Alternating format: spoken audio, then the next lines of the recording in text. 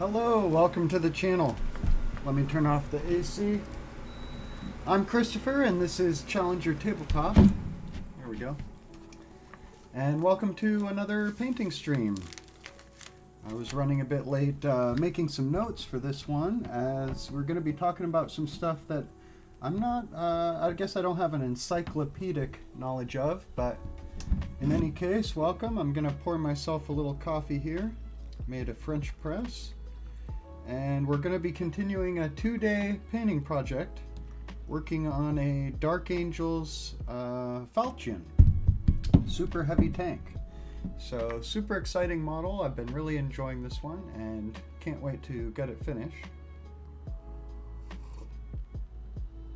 We'll take a quick look at how it started here. Here was the falchion after I think this was before I made repairs to it. It was a secondhand model. Got this on eBay and very excited to be working on this. I've been wanting a super heavy tank for my Dark Angels or some kind of centerpiece model, I guess, for quite a while, and got very excited about looking for a falchion or a fell blade, and this was the one that I ended up finding that I was happy to get. Got a decent deal on. So let's go ahead and get into some painting here. I've got the model pretty well base coated last night on stream, and you can see I've got kind of like a green base coat and a silver base coat on the metal parts. Have the little gun that can swivel here, twin heavy bolter, although it looks like a storm bolter on a model this size. And it does have some quad las cannons as sponsons, and I was kind of having a hard time deciding what color to paint these kind of oil drums in the back, and I like the suggestion of making them kind of a dark yellow since they're, you know, explosive promethium. This color says kind of danger. Of course it also makes them a bit of a target, but it's okay. We're just painting it to look cool, and it's also green and yellow, Ducks colors. I went to University of Oregon, so kind of fun. Now, a couple things I have been considering on this model. I've seen some people paint this center of the barrel like it's glowing. I thought that looked pretty cool. I've been having fun doing some plasma glow on Marines lately, which for a long time I didn't bother with.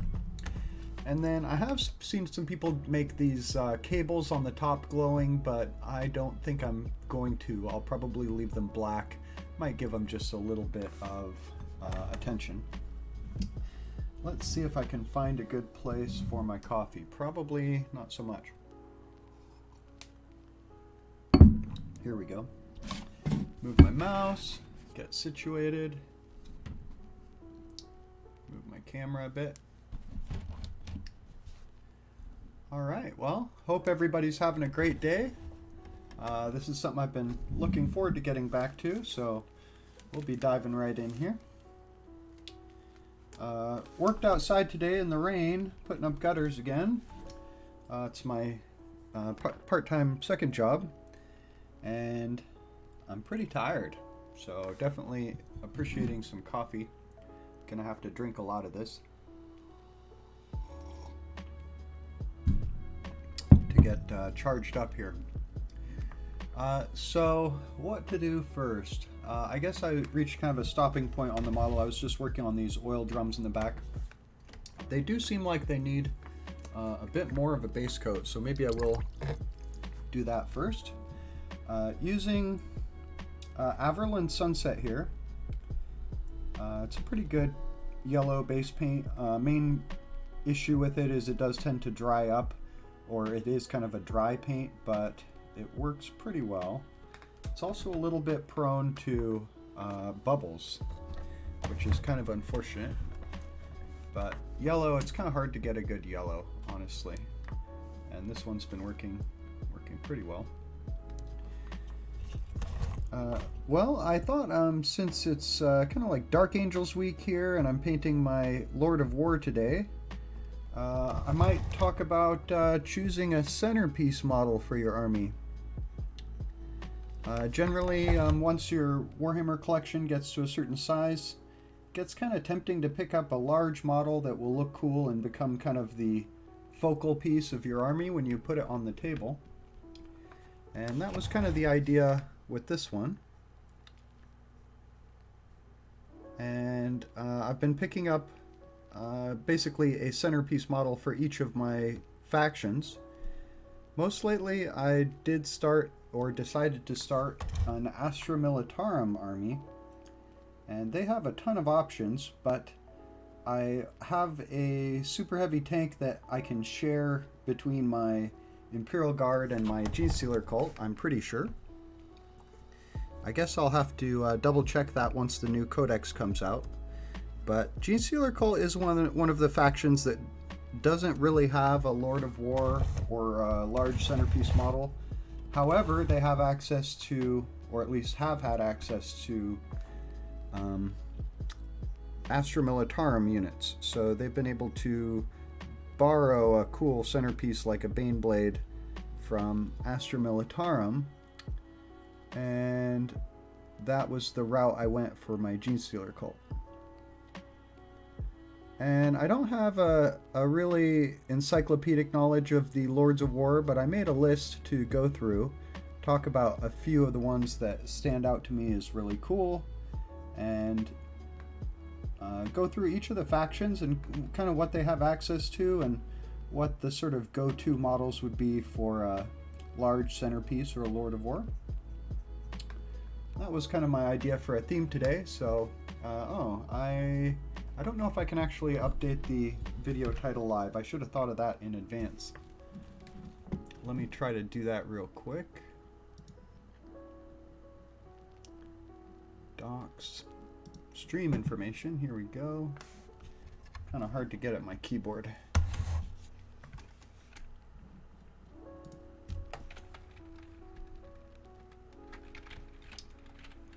Let's see here.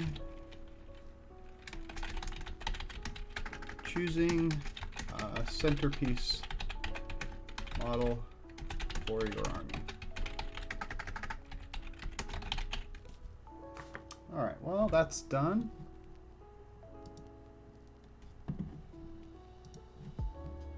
Back to painting. Had a really successful stream yesterday. My cousin stopped by, and so did a lot of new followers, so that was cool. And my cousin said he might be able to come up and help me run my battle reports when I start live streaming games coming up on, I think, starting on the 11th.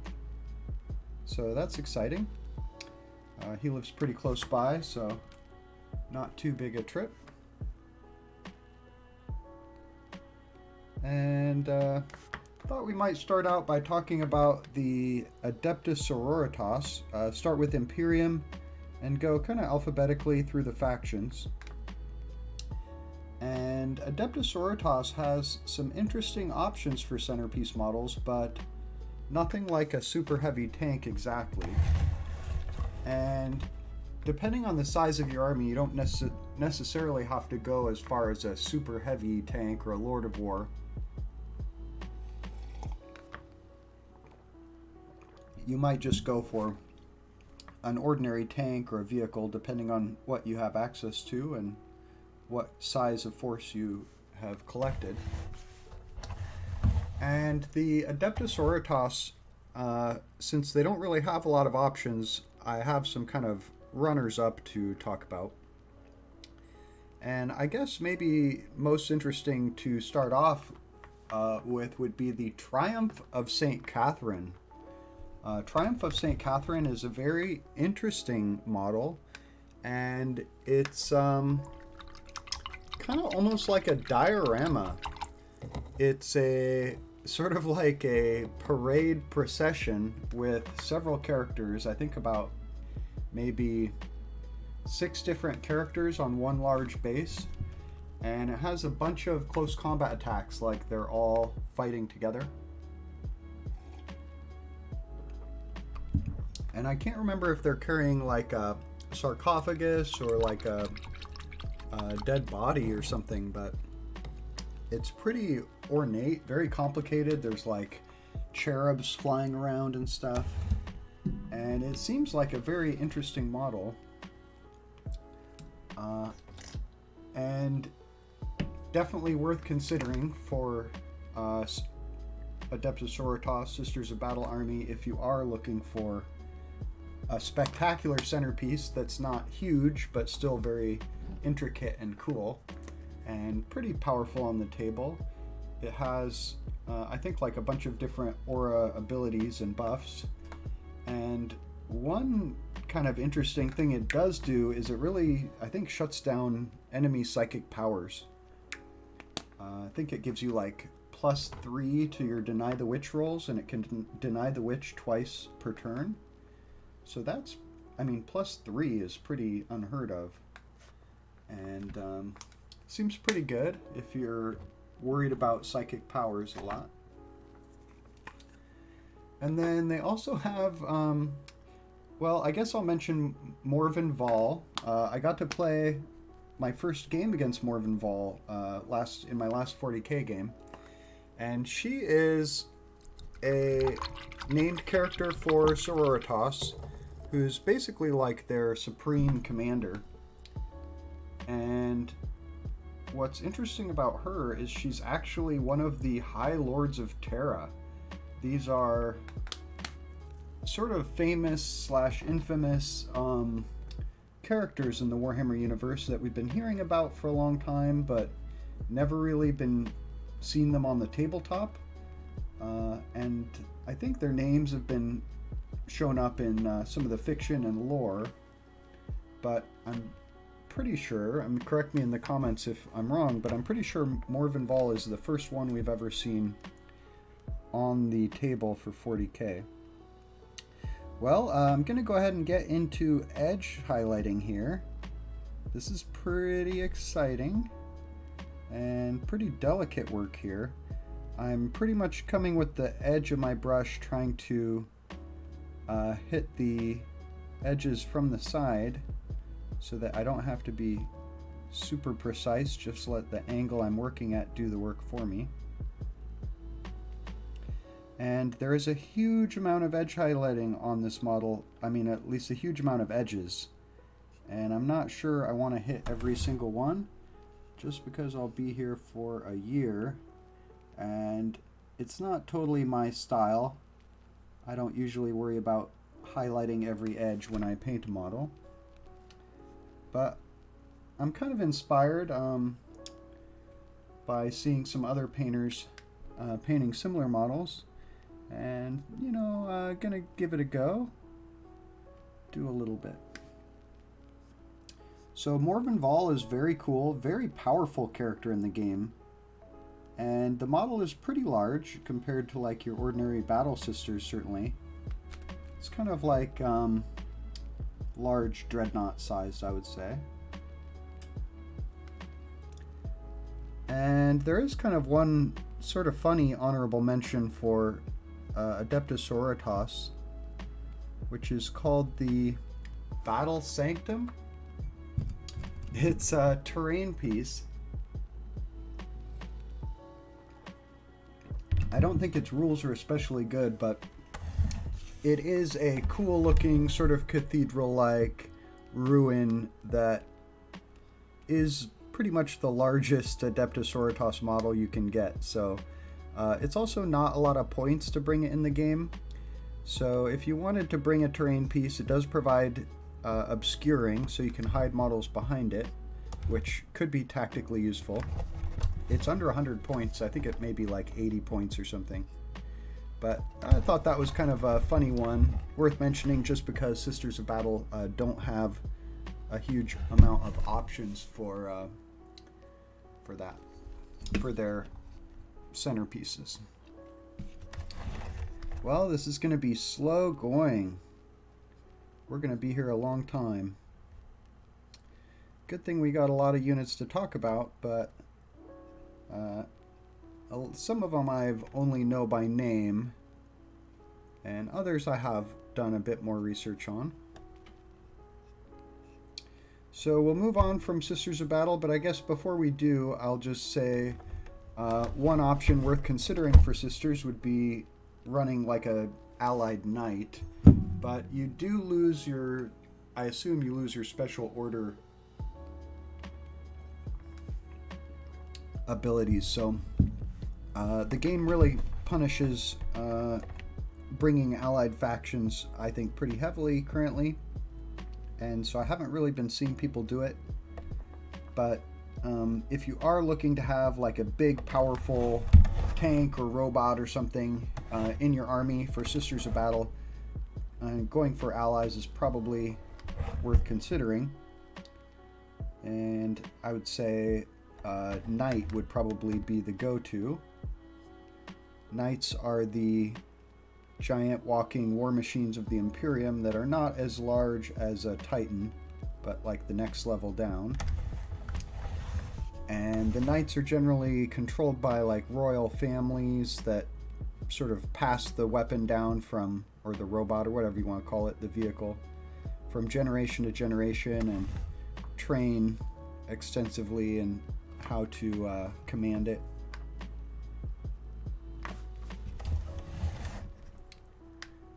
Next up, we've got, after Adeptus Oritas, the Adeptus Custodes. And Custodes also are kind of lacking in the giant centerpiece model department. But they do have one very interesting option, which if you've got a ton of money would be worth thinking about, which is the, what's it called? The Thunderhawk. Oh no, I'm thinking of Grey Knights. Grey Knights have access to a Thunderhawk. Custodes have a, was it Telemon Dreadnought? Telemon Heavy Dreadnought. And it's not absolutely huge. I don't think it's even a Lord of War. It's just a heavy support choice. But I think it's pretty cool, and it might fill that role of something big and stompy. Although Custodes are mostly an army that's organized around elite infantry. I definitely see a lot of people running the Telemon Heavy Dreadnought, sometimes more than one even. So I don't know if it totally qualifies for what we're talking about, but it's up there. It's like an honorable mention since Custodes don't have a lot of other kind of choices for centerpiece. But you could maybe look at bringing their flyers. Like for my Drukhari, they don't also are in kind of a similar boat, and I opted to go for a flyer for my centerpiece model as I was trying to figure one out. So Custodes, they've got the Telemon Dreadnought. Their flyers are called the Ares Gunship and the Orion Assault Dropship, and I think they're pretty cool looking. Maybe not my favorite flyer. That might go to the Death Watch. They have a really cool one. The Corvus Black Star or something like that. I don't think I have Death Watch on my list. I guess they're part of Space Marines. And Space Marines have a ton of options. But Custodes, they can also get a Venerable Land Raider. And I think that would probably be another cool choice worth considering.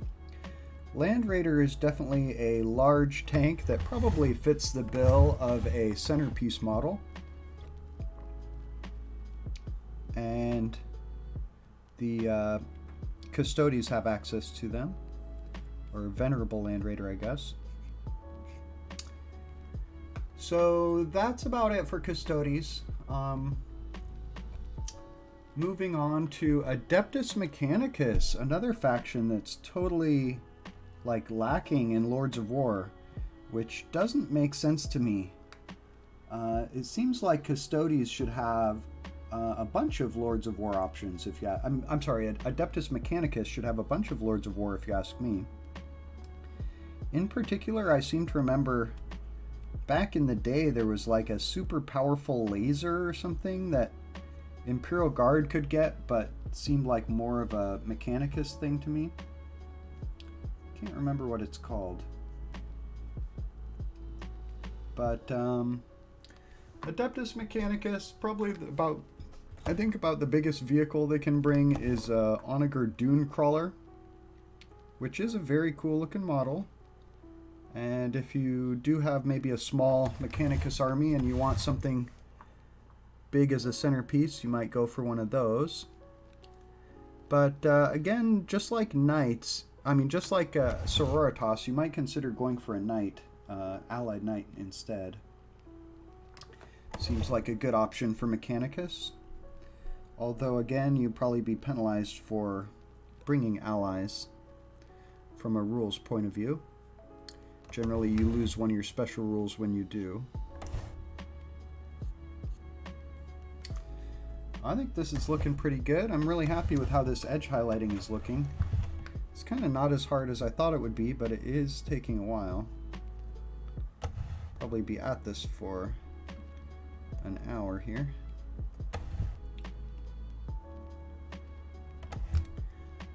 So I think that's about all I had to say for Mechanicus. They do have kind of a cool flyer. The Archaeopter, I think it's called. And I don't know if it would really if I would call it a centerpiece model, in that I don't think it's very huge, but kind of looks like almost like a glider or something. And I have not actually seen one in person, so I can't say exactly how big they are. But I've seen quite a few people say they fancy it. It's not exactly my cup of tea. But generally what you're looking for with a centerpiece is something big and dangerous for a bunch of points. And some of these models that are big and cost a lot of points haven't been that great in the game, honestly, lately. There's so much powerful anti-tank now in the game that if you do bring a 600 point tank, there's a good chance you'll lose it on your turn one, maybe even before you get to go, and suddenly you're down 600 points, trying to basically play 1400 against 2000 in a 2000 point game. In a 1000 point game, I think a lot of times Lord of War is kind of overkill. Like, you can't even afford to bring it in your army, really. But I'm not sure they're restricted.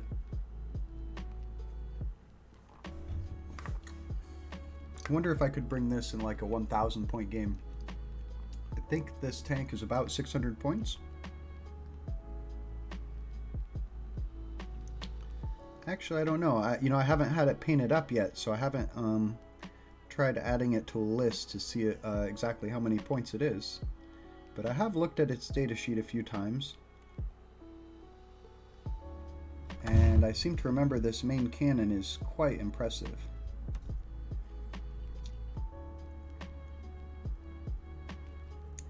The endless edge highlighting continues here.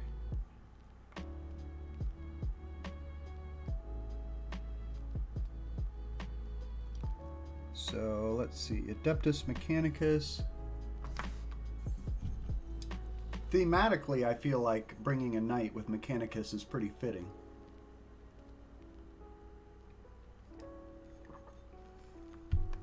Astra Militarum, all right. They have a ton of options.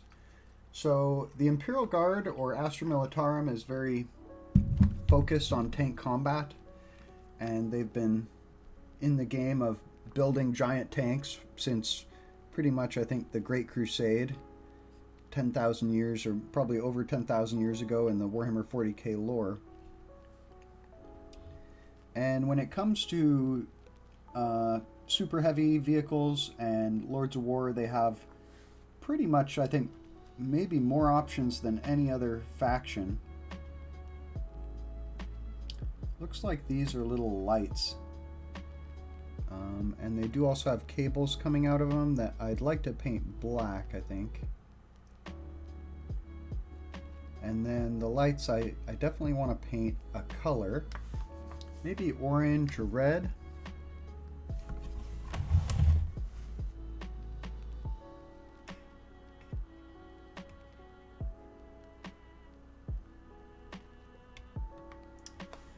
So Astra Militarum, I guess the classic Lord of War for the Astra Militarum is the one that I picked for my Genestealer cult, which would be the Baneblade.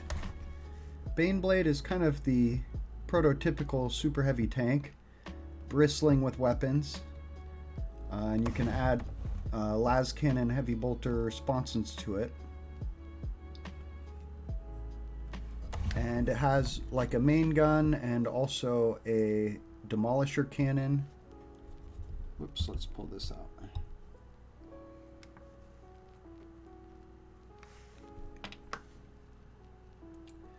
And I believe you can buy a kit that lets you build either the Baneblade or one of several other tanks. And I want to say there's actually 8 options for how you could build your Baneblade, assuming you buy the right kit. And some people magnetize it to make all 8 options. And it has kind of a nickname when you do that, which is the Octoblade. So Octo meaning 8 and Baneblade for all 8 options available. I think it's quite a bit of work to do that magnetization, but also fun, and you get then the most options for how you want to run it. And I have brought my Baneblade in I think exactly 1 game, and it got maybe blown up before I got to use it, or crippled, I can't remember. It went down very fast, which was unfortunate. I think it died turn 1. And I'm trying to remember, I think I was playing against my friend Mortimer's Imperial Fists. And he made the Baneblade a priority target, which I would say was wise. Generally, you have kind of 2 ways to go with a Lord of War or a Centerpiece model when you're facing against one in a game, which is either try to take it out right away, focus all your firepower on taking it down fast, or if that's not an option, like maybe you don't have enough firepower in your army, or it's hidden at the start of the game so you can't shoot at it, the other option is to just ignore it. A lot of times these big vehicles really don't deal enough damage in the course of a game to earn their points back, or they have a weakness like getting tied up in hand-to-hand combat so they can't choose what they want to target anymore, or the fact that they might be prone to hang back and shoot rather than take objectives. So if you do ignore a big enemy tank, sometimes you can just outscore the player by holding objectives better, and then you don't really have to deal with it, and you just pretend like it's not there. And sure, it kills some stuff from time to time, but if you play the mission better, you'll still win the game. So that's the ignore it strategy. So the Baneblade and the different variants of it, I think they're called like the Bane Hammer, the Bane Sword, the Doom Hammer, the Hell Hammer, getting kind of a theme here, the Shadow Sword, and the Storm Lord, and the Storm Sword. So I can't remember if I think it's the Shadow Sword or the Storm Sword, I forget. I think it's the Shadow Sword is the one that's like the big anti-tank or anti-Titan killer kind of. And I think it's the Shadow Sword. That would probably be the one I would recommend, because I really like having an answer to big, tough enemy vehicles. And I'm pretty sure that one has the most powerful main gun. But the Baneblade is kind of the most classic, and that is the one that I went for, because I was able to find a good deal on one used.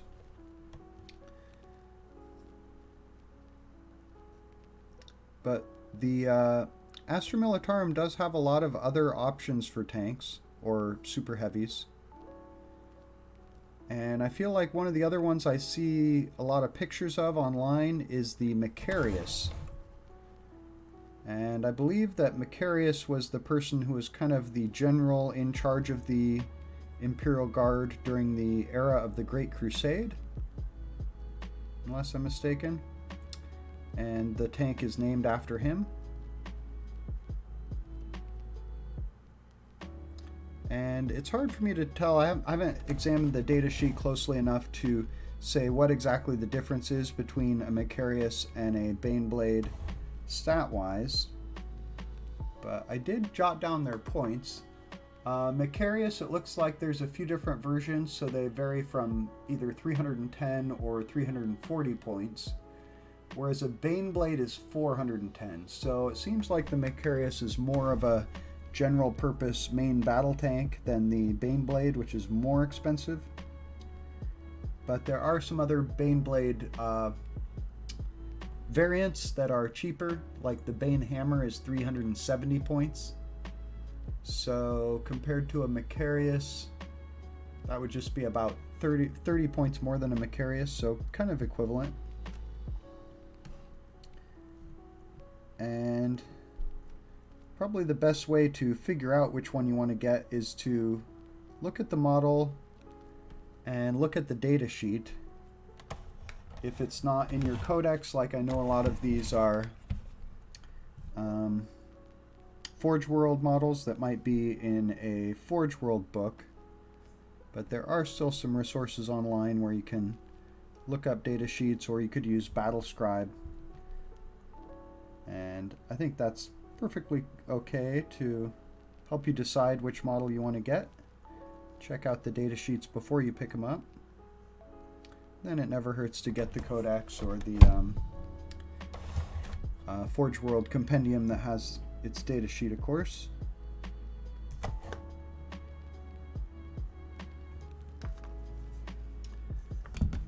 And then most of the other Imperial Guard ones I didn't really know too much about. They have a tank called the Crassus. One cool option for Imperial Guard is the Marauder Bomber or Marauder Destroyer. These are flyers that are, I think, also Lords of War. So they're very powerful, and they're also large models. And I think would make a very cool centerpiece for an army.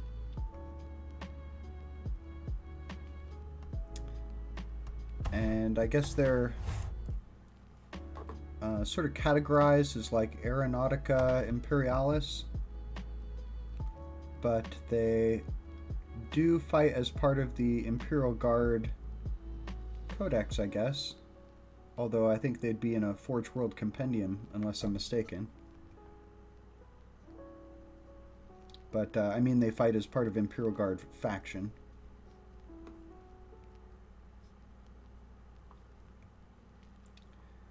And if I could have any Imperial Guard Lord of War, I guess there are a couple others. There's the Minotaur, the Praetor, the Stormblade, the Arcurian Stormhammer, and then there's the Dominus Armored Siege Bombard. I came across this one the other day and did a little bit of research on it and discovered there does not seem to be a model, like an official model for it. And that's become pretty rare in the modern era of Games Workshop or Warhammer. It used to be more common that you would have data sheets that had been written and a model had never actually been produced for it. So in the case of this one, you would pretty much have to kit bash or customize your own model. And I've seen people use like World War I tank model kits and stuff like that. But it's probably about the highest point vehicle in Imperial Guard, because most of the other super heavy Lord of War type tanks are topping out around 400, 440 points. 440 is the Arcurian Stormhammer, and the Dominus Armored Siege Bombard is 500 points. So it might be the most expensive Imperial Guard vehicle you can get. And then there's also the Gorgon Heavy Transport, and the Macarius Omega. I did check out the Gorgon Heavy Transport, and it didn't look that impressive. It's 320 points, and I feel like I don't know how great an idea it would be to have a really strong transport for Imperial Guard, just because I guess what are you going to put in it? Maybe Ogryn or something, if it can fit them. But it seems like Imperial Guard wouldn't have really powerful infantry that could really take advantage of a Lord of War style transport. Gotta make sure my phone is charging while I use it as a camera here.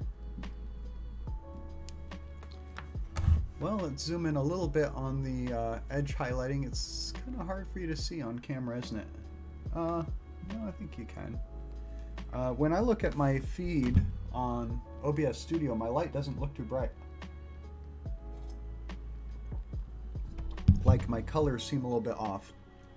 A little bit washed out. Oh, like the light behind me looks white, and it's actually like yellow-green. That's so funny. Let's pick a more interesting color, shall we? Red, that comes through. All right. I don't know how appropriate that is for Dark Angels Week here, but green wasn't really coming across on stream so well. Maybe I'll have to watch my stream back and see if it's more visible than it looks on my computer.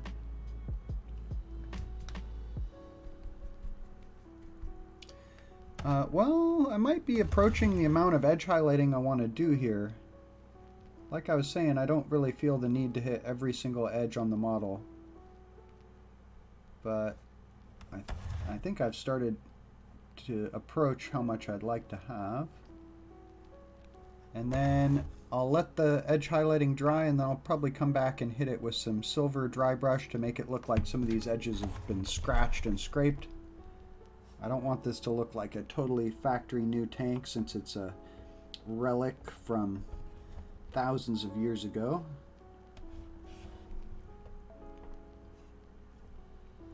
Getting a little sloppy with my edge highlighting. So I'm very excited about my new decision to make an Astra Militarum army, and I am going to be basically taking models that were destined for my Genestealer Cult's Brood Brothers and just giving them subtle repaint job to fight as a loyalist Imperial Guard. And if I was going to get one of these models for that army, I would definitely be tempted by the Marauder Bomber. That would be so cool. Or the Marauder Destroyer. I'm not sure which is better. In point of fact, my centerpiece model for that army is going to be my Baneblade, which I'm going to be sharing with the with my Genestealer Cult, assuming they can still use it in the new codex. Their Astra Militarum options, or Brood Brothers options, are going to be significantly reduced, it seems like. So I'm not totally sure I'll be able to use it anymore. I hope so. It needs to redeem itself from its first game. It suffered from new model syndrome, where you spend a bunch of time painting a model and then in its first game it gets destroyed right away without doing anything cool. Most players have experienced that.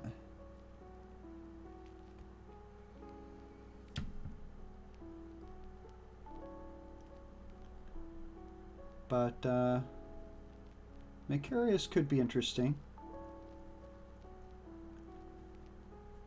Or a storm sword, shadow sword. Yeah, I think shadow sword would be really cool too. Something that would really frighten enemy titans.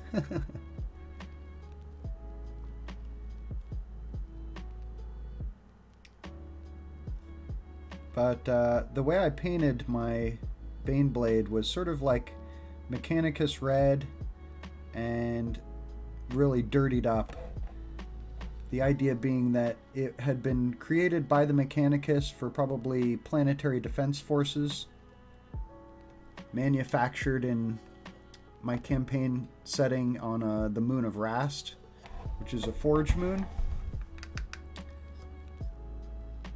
And the Mechanicus sort of running the show there would have enough clout that probably all the vehicles they create would get the classic Mechanicus red paint job, even if they're going to serve somewhere else in the system.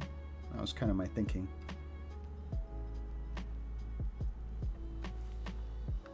Well, I didn't need to go so bright on that, but it's going to be kind of hidden underneath this turret, so you'll probably only see the edge, and it will be in shadow anyway. Well, I keep looking for more stuff to edge highlight, but we might be about there. Oh, I guess you guys are probably not able to see everything I'm doing now.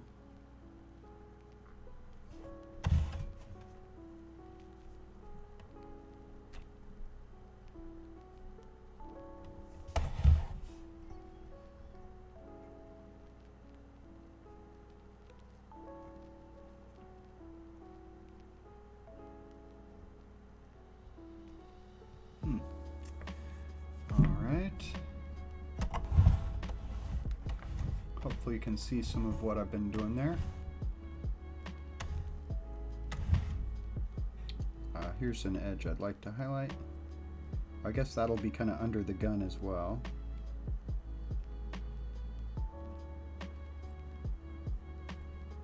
Alright. I see a couple other things that look like maybe little lights here.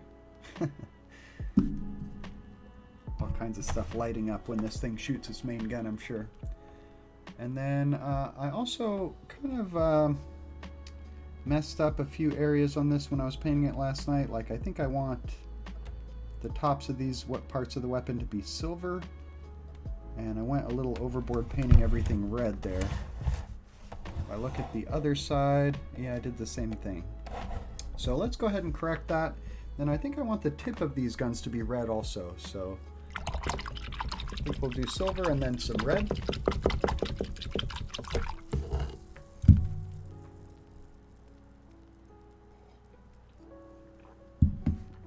Moving on from Astra Militarum, Lords of War, to Grey Knights. And Grey Knights have a couple interesting options for centerpiece models. I would say the Nemesis Dread Knight is kind of the classic Grey Knight centerpiece. But it's so good. It's like a Terminator driving a robotic suit. Looks like it's maybe 30 feet tall almost. Kind of hard to judge sometimes with the size of the models. But Nemesis Dread Knight is so good that players have started to bring more than one. And I'd say it's not uncommon to see like 3 or 4. And they can also have a Dread Knight that's piloted by a character. I don't know if he's like a librarian. I guess pretty much every Grey Knight is a librarian, isn't that right? They all have psychic powers. So I think you can get a Dread Knight that has psychic ability. That seems really good. And so a lot of players have been bringing a bunch of those to their games. But Grey Knights can also get a Grey Knight Thunderhawk. And I think that's cool. Thunderhawk is like the classic huge centerpiece model for Space Marines, I would almost say. Although they also have some other like super heavy tanks and stuff. Well, I think that's cleanup done on that gun. Let's spin it around and do the other side.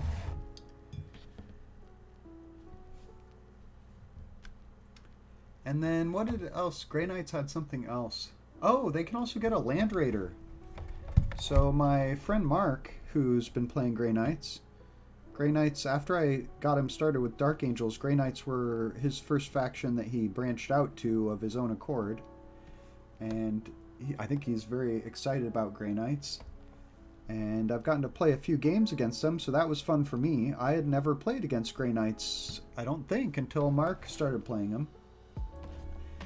And I can't remember if he said he's got a Dread Knight yet, but I think he's got 2 Land Raiders. And I haven't played against him yet, but I am excited to. And Land Raider, I think, is a perfectly good centerpiece model. It's a large tank, so it sort of fills that role of visually being a centerpiece for your army.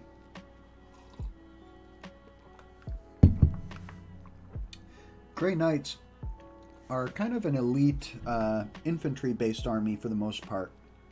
So I think having a large vehicle that can be kind of a showstopper is cool, since without it they tend to look like just a little hodgepodge of infantry. Oh, we're going down to the gun here.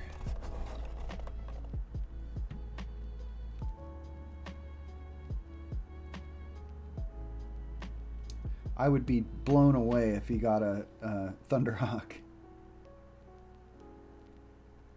I've never seen a Thunderhawk in person. I think Forge World's been making a Thunderhawk kit for quite a while. And kind of people have been sort of half-jokingly requesting that Games Workshop make a plastic Thunderhawk kit for a long time. That would be cool to see that kit get kind of democratized, like you get when something comes out in plastic and becomes more affordable. Forge World models like this Falchion tank I'm working on are relatively rare to see on the table in the world of 40K. Just because they're expensive, you know, usually over $100 for a single model, and they're pretty much like produced in limited numbers, so you don't really see them come up on eBay or whatever too often. Like you might look on eBay and see maybe 2 or 3 for sale. But sometimes not even that many. And they tend to go for quite a bit. I think I'm going to come back and do the kind of roughed up edges with silver that I've been planning. First, let's go ahead and get a little bit of red on these barrels of the quad las cannon sponsons. So we're going back to Wazdaka red here. And we are going to really dirty and darken up this red, kind of like we've done to this gun, with probably Agrax Shade or Nuln Oil. In the meantime, we can go bright. And I'm wanting to paint just the front of the weapons red here, this kind of muzzle on the end of the barrel, I guess you'd call it. And I'm not watering this paint down very much because I do want it to cover quickly without having to do a whole bunch of different coats. So just trying to be a little careful. That's a hard part to reach there. And then just going to brush the brush from the back here, hitting the part that I can't see easily and probably nobody will really see very much. I'm mostly worried about the parts of the model that are easy to see. That's kind of what I'm going for with my whole tabletop quality here, or battle ready. Alright, well that's what I'm going for. I think that looks pretty good. Let's do that on the other side. Fortunately, this is a really thick paint. You can knock it over and it doesn't really spill before you have a chance to pick it up. Now wait a minute. If you look at the barrels there, they're round on top. And if you look at the barrels here, they have little sights on top, kind of. And so I'm thinking that this is yet another case of the person who assembled this model kind of did it wrong, where probably these little fins on top of the gun were supposed to be on both sides, probably on the top, and probably they assembled this side and then they went over to assemble the other side where we're like, wait a minute, the guns don't have any fins over here. or sights. Not uncommon to get models that have some assembly problems when you get them secondhand from eBay, or straight up assembled wrong. Most recent example of this for me was some Orc Warbikers I picked up, where the knob had a gun on both sides of his bike, but the other boys in the mob had just one gun on one side of their bike. So I asked online, what's the deal with this? How is it supposed to be built? And people wrote back or commented that basically the bikes are supposed to have 2 barrels on their gun, or else 2 single-barreled guns. So basically each barrel counts as a weapon, and each bike is supposed to have 2. So either a single gun with 2 barrels, or 2 barrels on 2 different guns. So I re-examined the model, and I realized that they had taken the guns that had 2 barrels and put both of those on the knob, and the 1-barreled guns they gave 1 to each of the other boys in the squad. So once I figured out what the mistake was, it wasn't too hard to chop them off and rearrange them and fix it, and that's what I did. Wondering if I should paint this little collar on the barrel red as well. I think it would look good, but I'm a little bit worried I'll get paint everywhere trying to hit it. It's kind of a fine detail. Plus there's another one kind of at the back of the weapon here, and I guess I don't want to have to do both of them. So I think we're going to leave that silver for now. We can always come back and paint it later. Let's start putting some silver on this vehicle, I think. Some silver edge highlighting. So the idea here is to make it look like it's a metal tank which has been painted green, and in some areas the silver or the green paint has kind of chipped off, and you've got bare metal showing through on some of the exposed edges.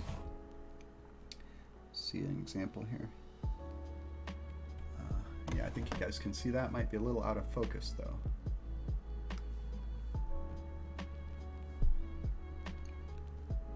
So just kind of like that. And not looking to do this absolutely everywhere, because it's supposed to be kind of like random scratching, chipping. Then we can also come and add some little silver dots, like, you know, bullets have bounced off this vehicle and chipped the paint that way. And kind of a neat trick is to do that, add some little silver dots and then come back and add a little black dot on top of it. Makes it look kind of like a little dent or divot.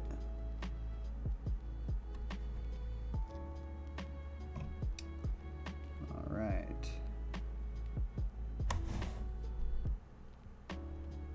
Just kind of going for overall a scratched up, battle-worn kind of look. This tank is probably treated with reverence by the Astartes, so it's not going to be in really bad shape, but at the same time they probably don't paint it after every single engagement. I'm sure it gets pretty roughed up just rolling around the forests and battlefields of the 41st millennium before it makes it into battle. And on the front here is especially a place where I want to put a lot of scratches and make it look like it's been running over little tree branches and stuff. And I think I want to paint these silver. These are like tow cables, I guess.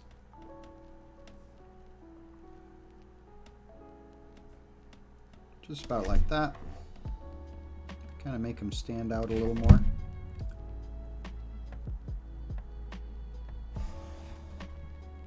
Hit them from both sides. There we go.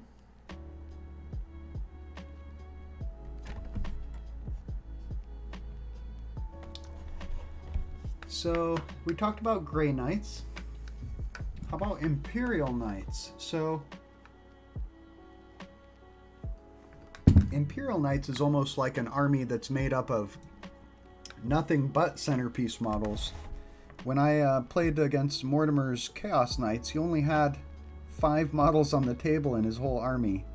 So there's not exactly need for a centerpiece when you only have 5 models and they're all spectacular. But there is a knight that does kind of tower above the rest, so it might be worth mentioning in the context of this conversation. And I think it's called the Porphyrion. I think I'm saying it right, the Porphyrion. And it's basically just the biggest, most impressive knight there is. So if you wanted a knight that is almost like a miniature Titan, how many points is it? I don't have the points value of it written down, so I don't actually know how easy it would be to fit it in a 2,000 point army, for example. Let's zoom out a bit and try to keep this on camera somewhat where I'm painting. So here I want to make it look like it's kind of gone scratching by rocks and other things that have kind of scratched the paint in a kind of a horizontal pattern here along this leading edge of its track. And I don't want to go too crazy with that, but just a bit. Probably silver along the bottom edge here. It's running over lots of stuff. And again, just some random little silver dots and scratches and scrapes will make it look a bit more battle worn. Trying to just keep it, give them kind of a random feel to their distribution a bit. And I was thinking of maybe putting some Dark Angel logos on these, I think are doors. Or maybe there's supposed to be a door here, but there isn't one on the kit. I don't know if it came with it and didn't get put on or what. Or maybe it didn't come with doors. Well, it's kind of fun adding this little like battle damage, scratches and stuff, because you kind of can't really mess up. Unless maybe you show your brush marks. That's something I'm trying not to do.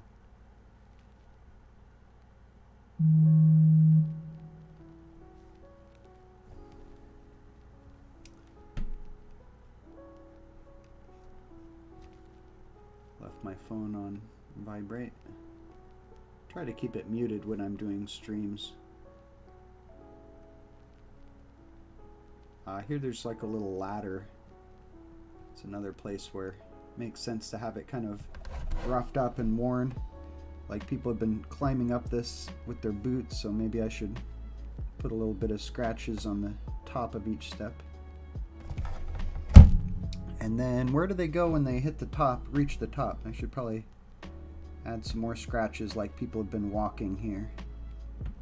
It's not exactly clear to me where they go once they get to the top of that ladder.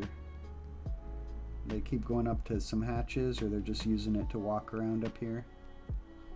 So we'll just add some more random little scratches everywhere. How much is enough of this? It's kind of hard to know. Whatever makes you happy. But personally, I'm not exactly sure when I should stop. I think we want a little more here. Then we'll go look at the other side and try to make it kind of match. Kind of be a little different.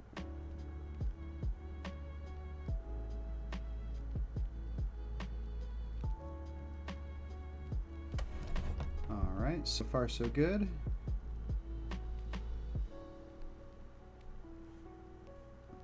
Kind of trying to drag the brush across to make these kind of horizontal silver stripes, like it scraped along the side of a rock or something as it was driving. Now this side's looking pretty clean by comparison. Let's change that. Start up here. Could always pick out a few of these little nuts and bolts like our raised point that's more likely for paint to be scratched off. Now I went a little overboard there. That might be what, an example of what I mean by having your paintbrush marks show. Trying to keep it kind of random looking. And here on the front, we definitely, it's appropriate. Anywhere that you have like casting problems on your model or like too much super glue is a good spot to hit with some silver to make it look like it's just scratched, just battle damage.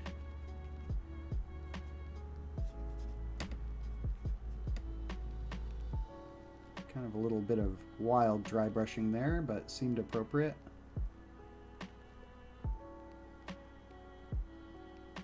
And then if you do have a brush mark that seems like too noticeable, you can always add some more around it to just kind of confuse the area a bit more. All right, I'm happy with how that's looking there. See if I can give you guys a good angle to see. Gotta have it catch the light. Kind of hard to give you a good view of that. But also people won't really see the front underneath the gun barrels too clearly when you're playing a game either. Alright, same thing over here. Kind of a shame to be covering up some of that nice edge highlighting we worked so hard on, but this was kind of my idea for what I wanted to do, and it's kind of a little bit of an experiment, so we're just kind of seeing how it looks. Corners are a good spot to pick out with a little bit of silver. That was overkill.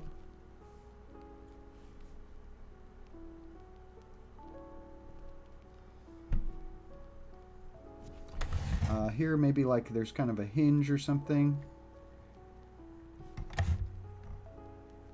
Probably a lot of people always handling the turret, lifting it up and putting it down. That's a good spot to have it look kind of worn.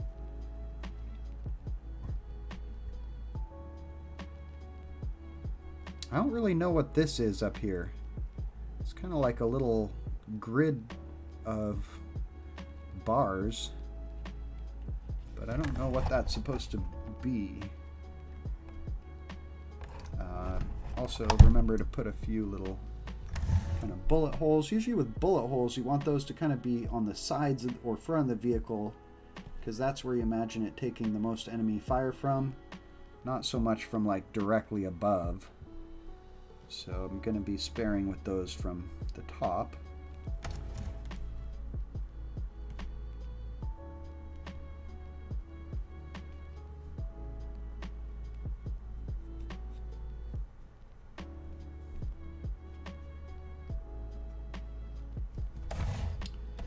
Up here, the kind of turret shield, the blast shield, it's a good spot to put some little dings and bullet holes.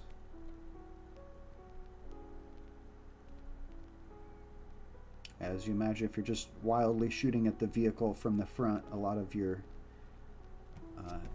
bullets are going to hit this shield. Chip the paint.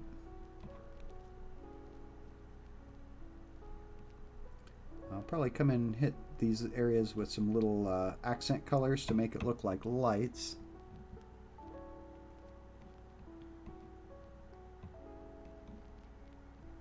All right. So, Imperial Knights, I guess the full title of the Porphyrion is the Acastus Knight Porphyrion. If you haven't seen that model yet, check it out. It's a pretty impressive looking knight, and it is huge. It's bigger than pretty much every other knight. Look up a size comparison of it next to like a Warhound Titan. I think it's about as big.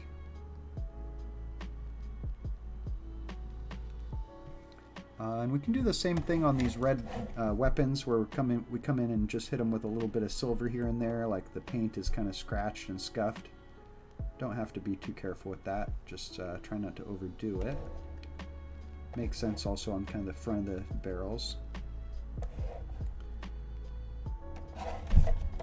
Let's do that real quick over here on the other side before I forget. And it kind of, you know, makes your model look a little messy, but it also kind of hides your mistakes too. Like here I had some silver, but now people won't be able to tell, is that just a place that the paint scuffed off?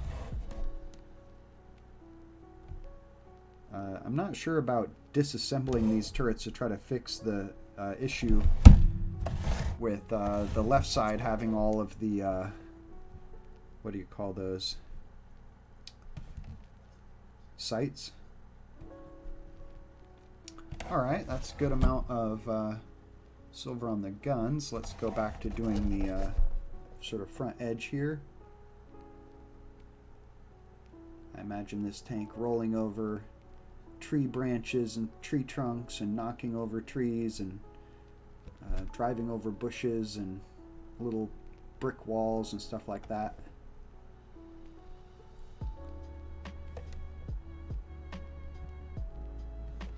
So moving on from Imperial Knights, Space Marines. We already talked a little bit about Grey Knight Lords of War and Super Heavies and Centerpiece models, but Space Marines have a lot more options available. And I guess we'll start by mentioning the Land Raider, kind of the classic Centerpiece model for a Space Marine army.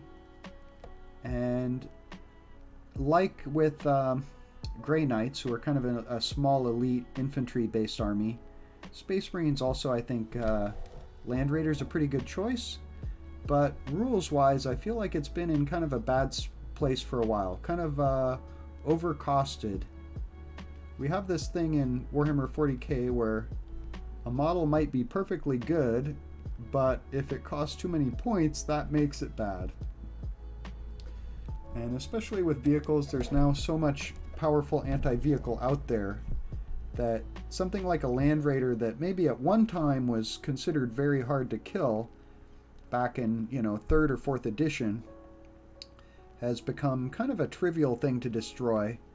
And so if it costs too many points, it's just like having all your eggs in one basket. It's too big a risk to bring one because it's probably just going to get destroyed turn 1, and then, and they're also an issue with all these units is that they're kind of too big to hide. So they're very likely to get destroyed very quickly, assuming you start them on the table, which, granted, you don't have to anymore. Now you can start models in reserve. But I feel like 9th edition also has some ways of kind of punishing large units when they come in from reserve. Like, do you have to deploy the model wholly within 6 inches of the table edge? And if it doesn't fit completely in that 6 inches, then you can't move it anything beyond that on the turn that it comes in from reserves. I think that's the rule. And so this tank is like wider than 6 inches, so there's basically no way that you can move it on the turn that it comes in from reserve, although it could still shoot, I'm pretty sure. Trying to do a couple of bullet holes. Another kind of good technique when you're doing bullet holes on a tank or a vehicle is to kind of make it look like automatic machine gun fire created them by kind of drawing a line with bullets that goes up like this, so that like it kind of looks like someone was shooting and their recoil on their gun was making each next bullet hit higher than the last one. Kind of like that. Let's see, can you see that? That's my example of automatic weapon fire. And just 1 or 2 times on the vehicle is enough. You don't have to go crazy with that, or it will start to look a little weird.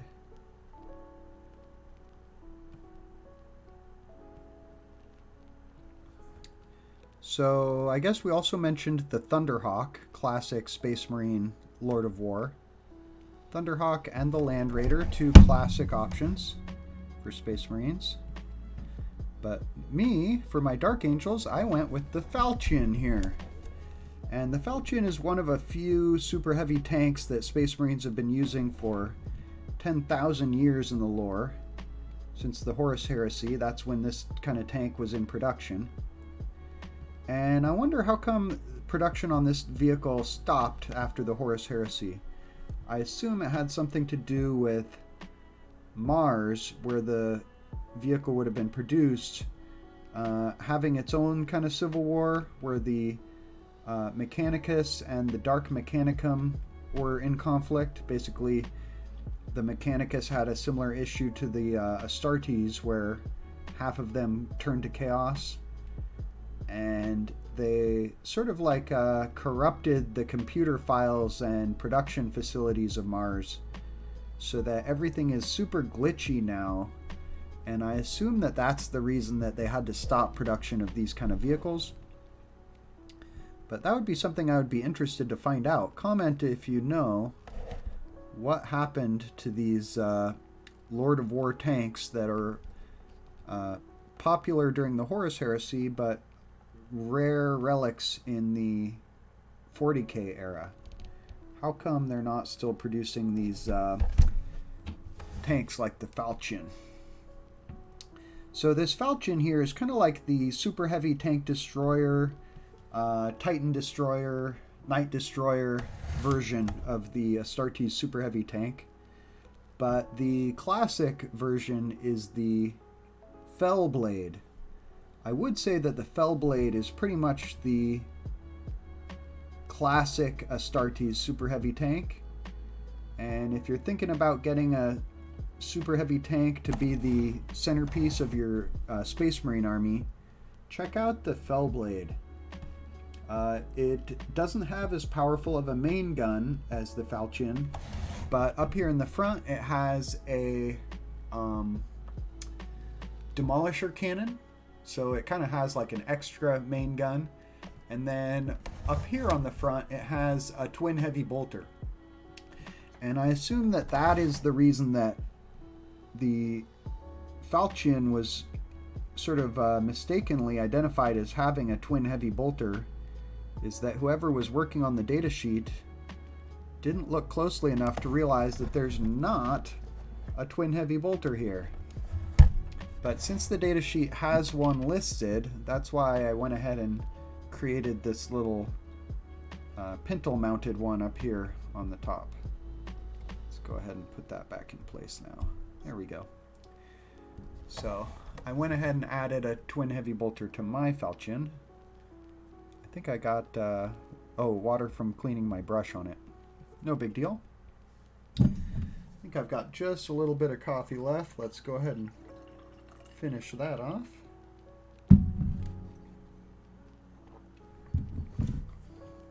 So what are the other Lords of War for Space Marines? Of course, they have the Land Raider. Oh, can't forget, Space Marines. I guess we're getting into the first of the like non-vehicle Lords of War here. I don't think we had any. Oh, I guess Triumph of St. Catherine is kind of a non-vehicle centerpiece, but it's not a Lord of War. So Space Marines have a Lord of War they can take, which is actually Guilliman, the Primarch, leader of the Imperium pretty much at this point in the lore. And Guilliman is currently the only loyalist Primarch you can take for Space Marines. And although he is an Ultramarine, his rules let him act as a battle commander for, I think, any Imperium army, basically. What I'm not sure about is, do you lose some kind of traits? Like, do you lose your like chapter trait if you're not an Ultramarine and you bring Guilliman? I'm not sure. He probably has a special rule that he probably has Agent of the Imperium, the special rule that says you don't lose your chapter tactic if you bring him.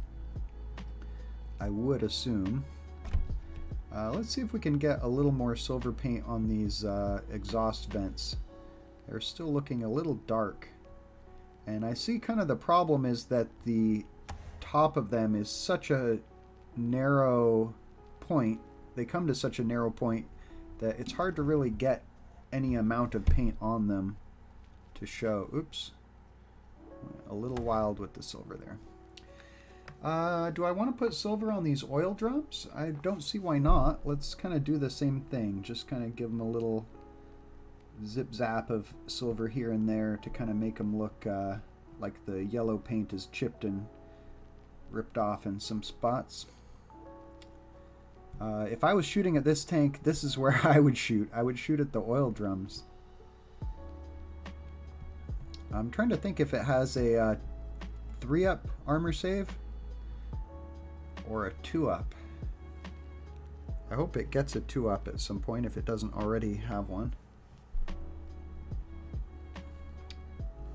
Always good. Okay, there's silver on the back. Oh, we didn't really edge highlight this area in the back at all. Let's go ahead and paint this little skull silver. And let's just do a little bit of dry brush. Now there was a spot where I messed up and got some bronze or brass here. Let's just cover that with silver. And there. This is a good chance to cover up any mistakes you made with your other colors. Just kind of doing a rough dry brush of these areas. Since I didn't give them a light green edge highlight, might as well hit them with the silver edge highlight just to create some kind of variety and interest. If someone does happen to be looking at the back of the model, their attention will probably go to these brass exhaust pipes, but trying to give each part of the model some attention. And oh, I see that there's some pipes down below here, which I probably also want to paint like a brassy color. And we have some more tow cables down here. Let's give them a little silver dry brush. Doesn't have to be too serious. I guess I did want to do a little more silver than that. So just getting a little more paint on the brush for that. I was thinking about maybe painting these little areas here silver. It looks like kind of a little cutout area where there's like a port where maybe it gets filled with fuel or something. Let's do it. Let's paint. How about, well, first let's do kind of a little dry brush of silver there on both. And then let's paint this center section silver.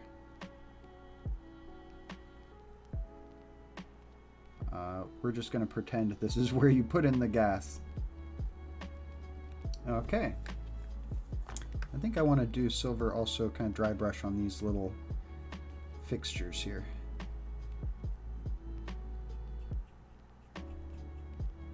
Okay. Getting there. Sorry for bumping my camera there. I guess I've done enough dry brush because I'm getting careless. It's a good time to take a break from that. Trying not to be careless on this model.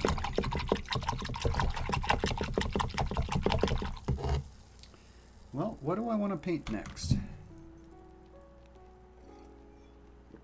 I think we're about ready to start doing ink washes on here, so let's finish the areas that we forgot to base coat. So going back to Balthazar Gold here, my nice kind of brassy base paint, and we're going to paint these little tubes that feed into the exhaust ports from below.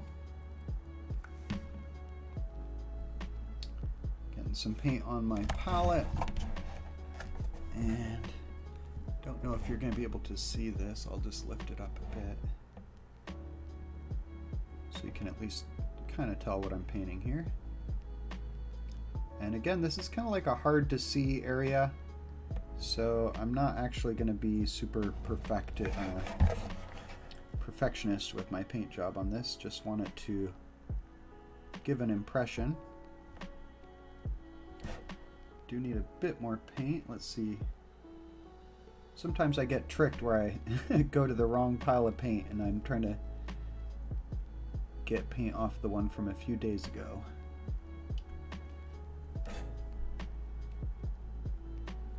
Yeah, I kind of messed that up down there. Let's see if I can wipe it with my finger. Not really.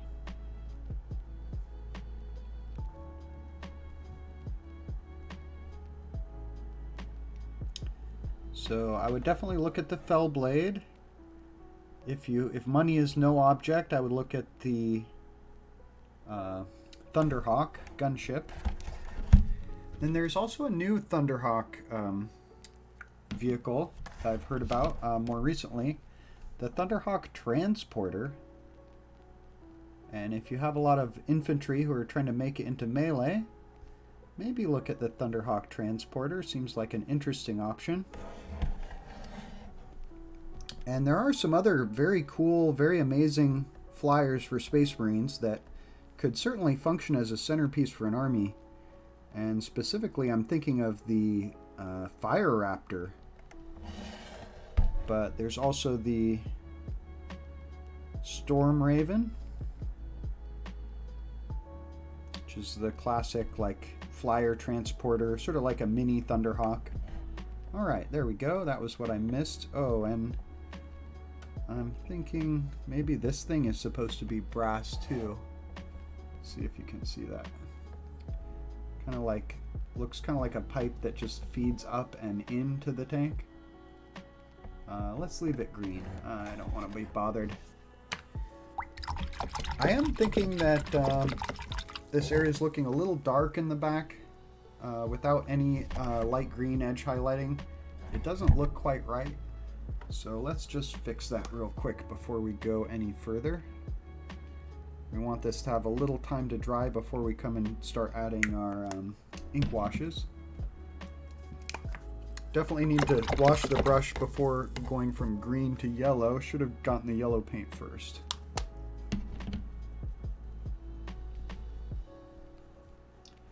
And you have to be a little careful if your brush is still very wet when you're trying to do edge highlighting, because you don't want it to kind of go everywhere.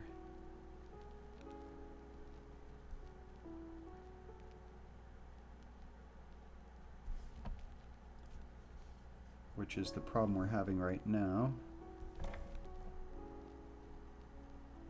Oh yeah, Guilliman. So there's a few factions that can have Primarchs, but Guilliman's the only loyalist one.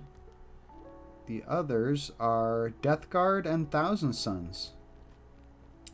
And in general, the Chaos factions have pretty similar list of Lords of War available to them as the Loyalist Space Marines. So kind of keep that in mind, that it's pretty much the same list with a few exceptions and additions, like Mortarion, Primarch for Death Guard, and Magnus the Red, Primarch for Thousand Sons, fill a pretty similar role to Guilliman, except they both also have great psychic powers, which Guilliman I believe does not. It's kind of interesting. Guilliman, for all his amazing power, he's more of like a melee fighter, and he's not going to be casting any spells for you. Yeah, I see hitting the top of this with some light green really helps it all look highlighted back here.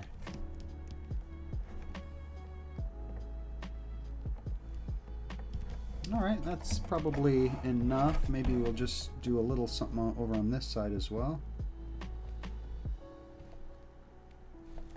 And now it looks more consistent with the rest of the vehicle.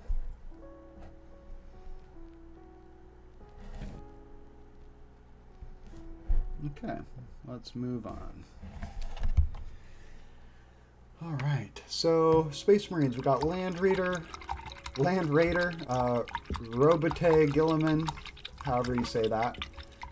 The Astraeus is a very interesting Lord of War in that it's pretty much our first Primaris super heavy battle tank. And I want to say the Astraeus is like bigger than this Falchion. It's a hover tank also, which is interesting.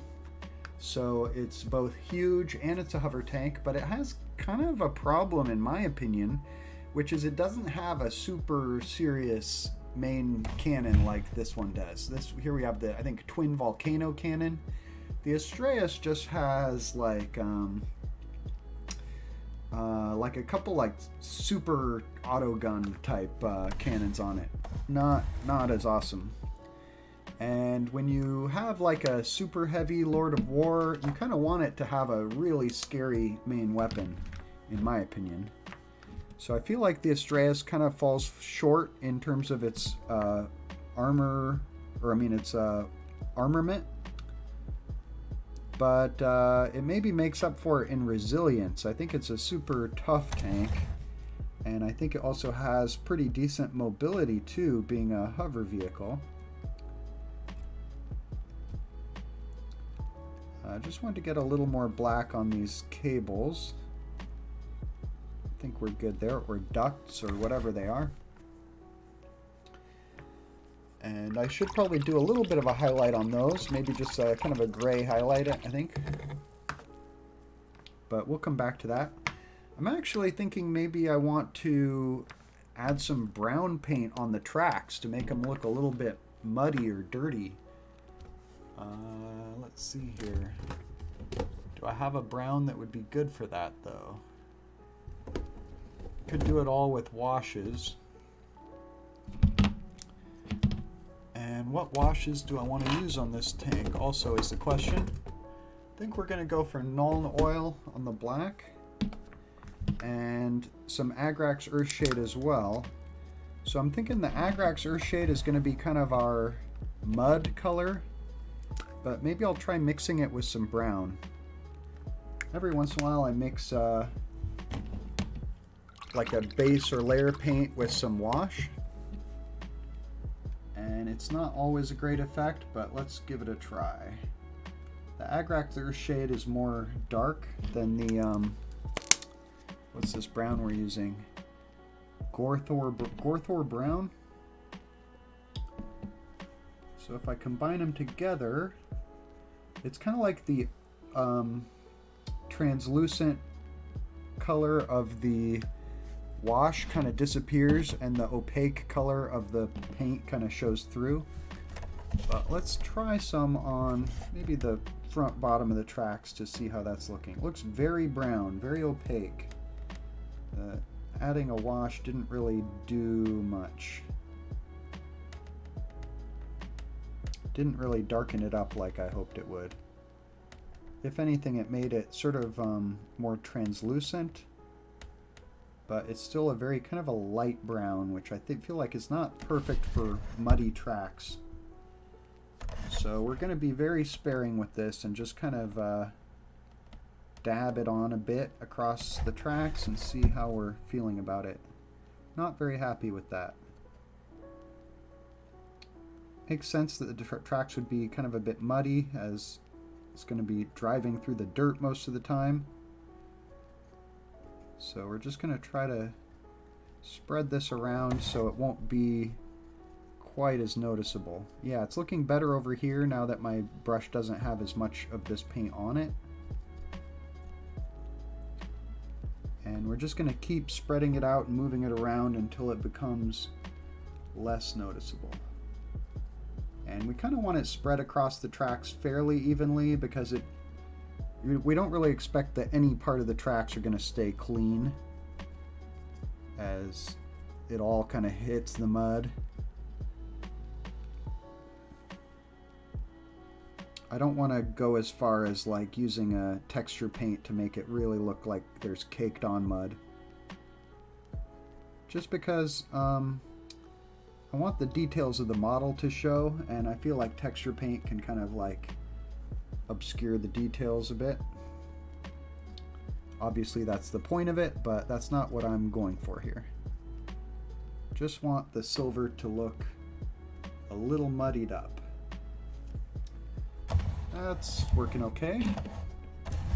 And it will kind of create some contrast between the nice clean silver barrel and the dirty muddy tracks. And we can also use this to apply some kind of splashed up mud on different parts of the model where it makes sense that it would get dirty. Oops, we got into our green paint. Let's clean that off the brush. Alright, there we go. We want a little more mud in the back at where it's like the tracks have just rolled out of the dirt. Makes sense. All right. I'm happy with that. And then let's go ahead and just add some of this muddy brown along kind of the bottom edge of the tank where it makes sense that dirt would kind of splash up and get it dirty. And we're being kind of random here, just kind of trying to make it look natural. And we also don't want it to look super noticeable, so we're just going to kind of keep coming back and spreading it out to make it less intense. And we are going to hit this with a wash too, so that'll also dirty it up. This is just our first layer of mud. And I do like hitting the side of the tracks where it'll look more like blend into the table a little bit more, like it's muddy. And we're almost done with this. This is just about what I'm going for here. It's looking a little better now that I have less paint on my palette and on the brush.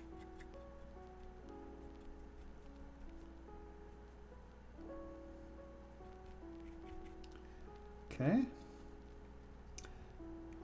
I do have some cables here I gotta remember. I think we want them black though, but I could come and hit the little, there's like little wrappings on the cable. I could do a little silver on that.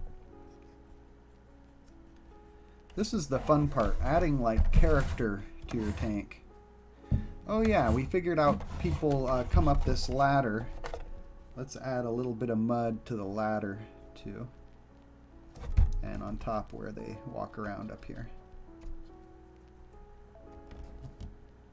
Alright, that's enough. Okay, are we ready to start adding a wash to this tank? I'm actually going to leave the barrels just silver for now. I'm planning to come back and add a plasma glow or something on the inside of the barrel in the future, but it doesn't need to be yet. Seems like the front is a place that we want to have a little bit of mud splashed up here. Makes sense. That's enough. Okay. So it probably hits little hills of mud and dirt and just knocks them down.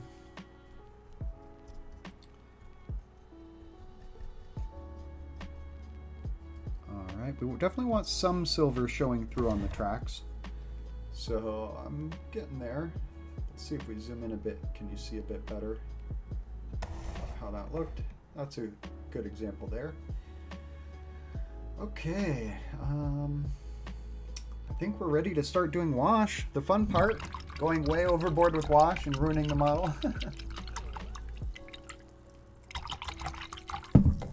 So I'm thinking I want to start with a Nuln Oil wash on the green areas. And let's pull this turret pintle mounted weapon out again. So with this black wash, I think we want to hit pretty much everything except the oil drums. And what I'm going for here is to get it into sort of the cracks and recesses of the model to add some shadowing.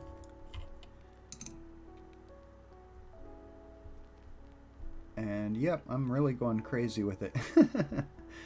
Can always back it off a bit with brushing it off with my finger.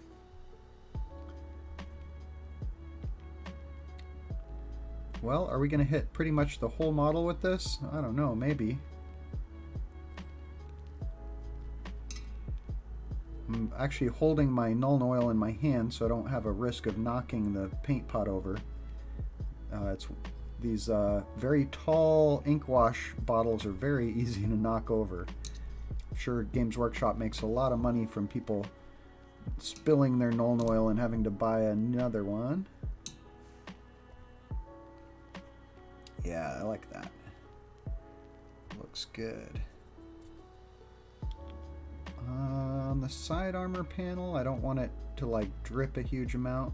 I'm trying to trace along the edges of the armor panels.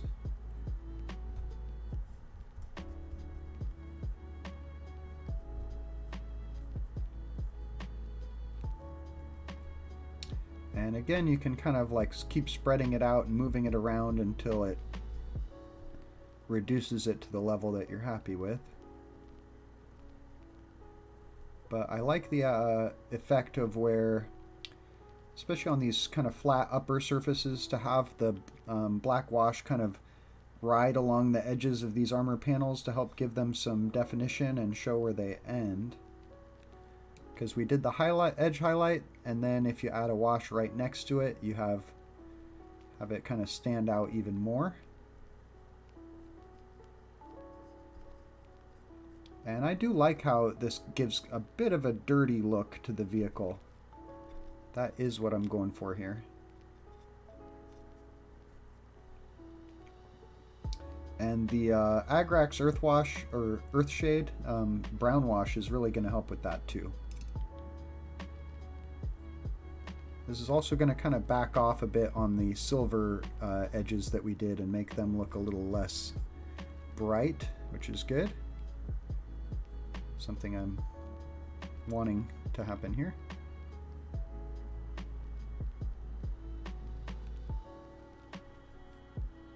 This is about the most exciting part of painting for me. Layering on ink wash. It's always kind of magical the way it instantly adds so much definition and grime and character to the model.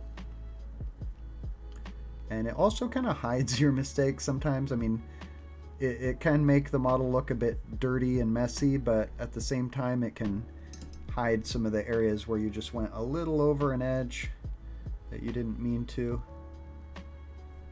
since it tends to settle into the cracks, which are often the areas that differentiate between different colors.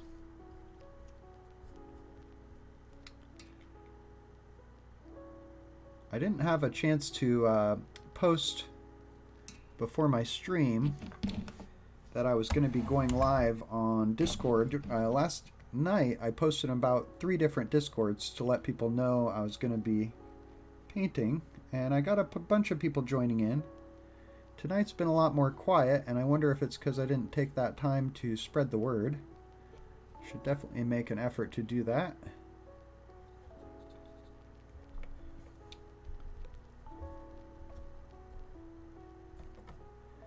I am curious if you're watching on YouTube and you play 40K, have you got some centerpiece models for your armies? And if so, what are you using? What did you go with? I'll go ahead and tell you the ones that I've got. Of course, this is my Falchion for my Dark Angels. And then I went with a Void Raven Bomber for my Drukhari. For my Genestealer Cult and Astra Militarum, they're going to be sharing the Baneblade.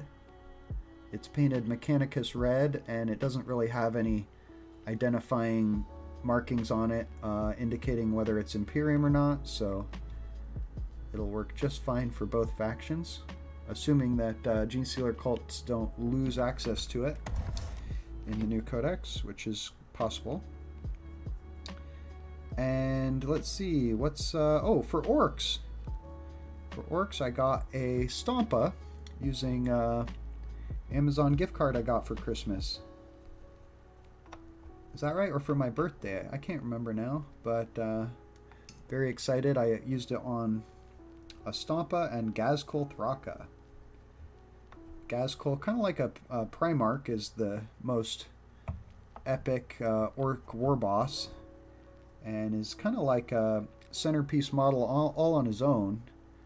He's a big model, he's on a big base, and he gives, you know, nice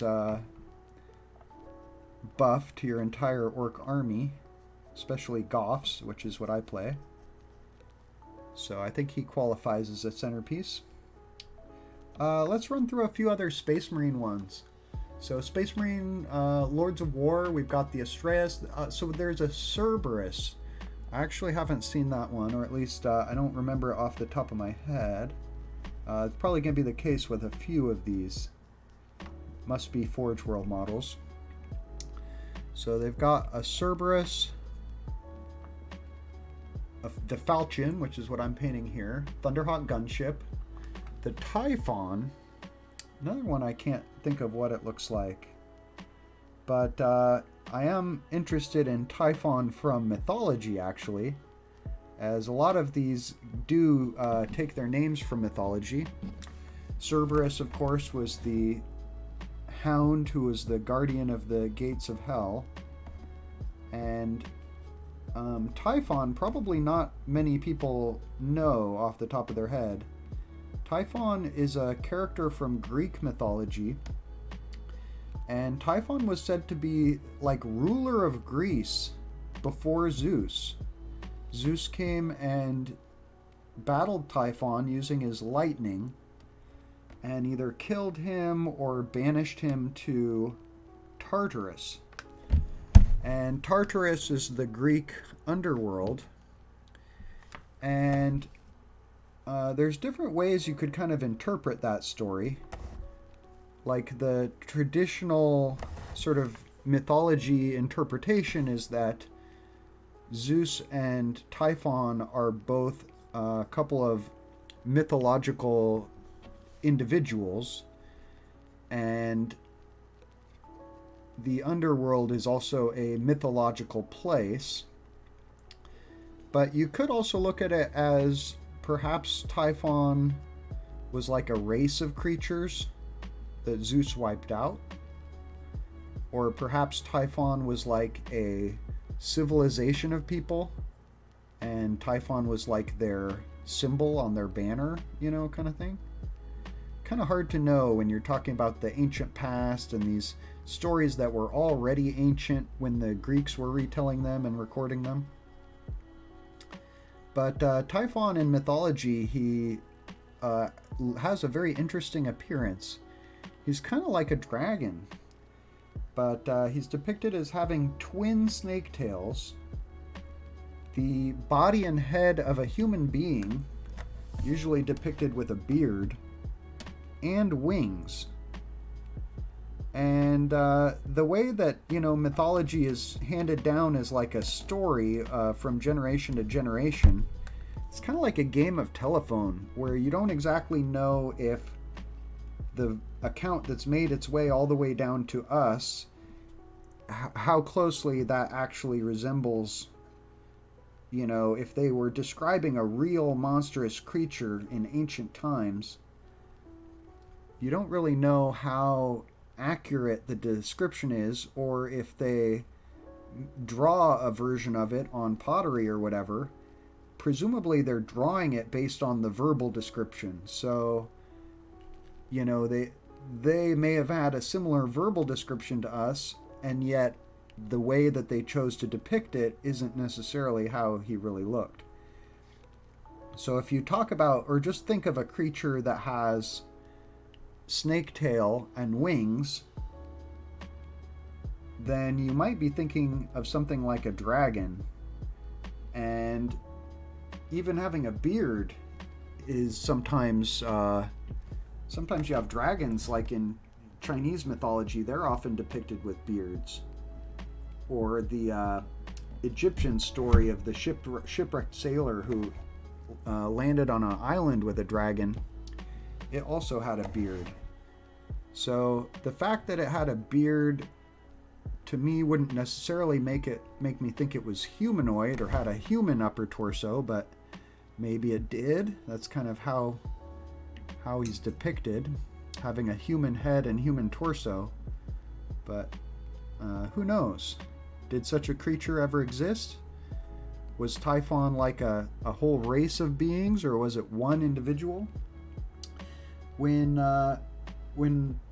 the myth says that Typhon was banished to Tartarus, you could interpret that, I mean, kind of the basic interpretation would be that Typhon wasn't killed, he had to go underground instead.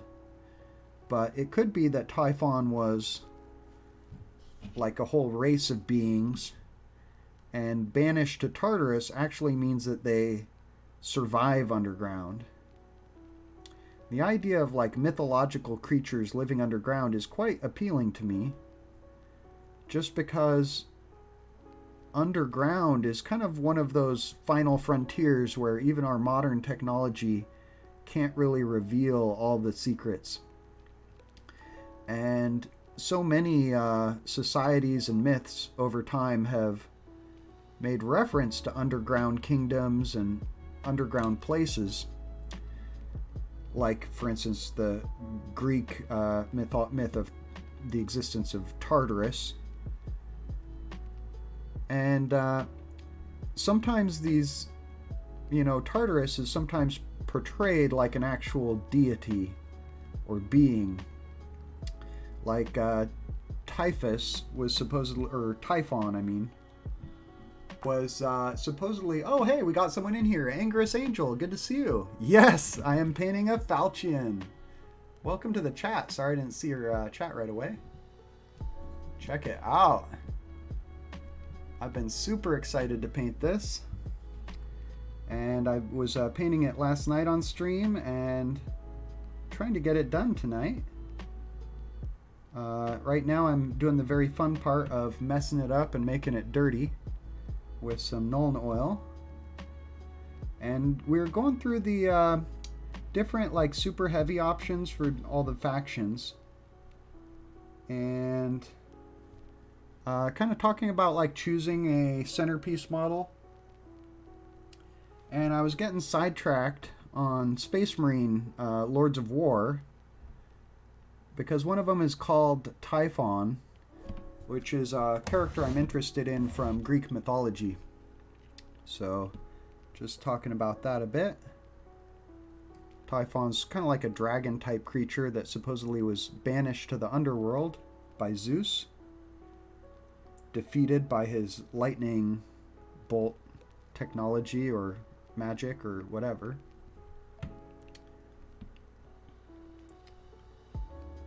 And yep, just having another hobby night here.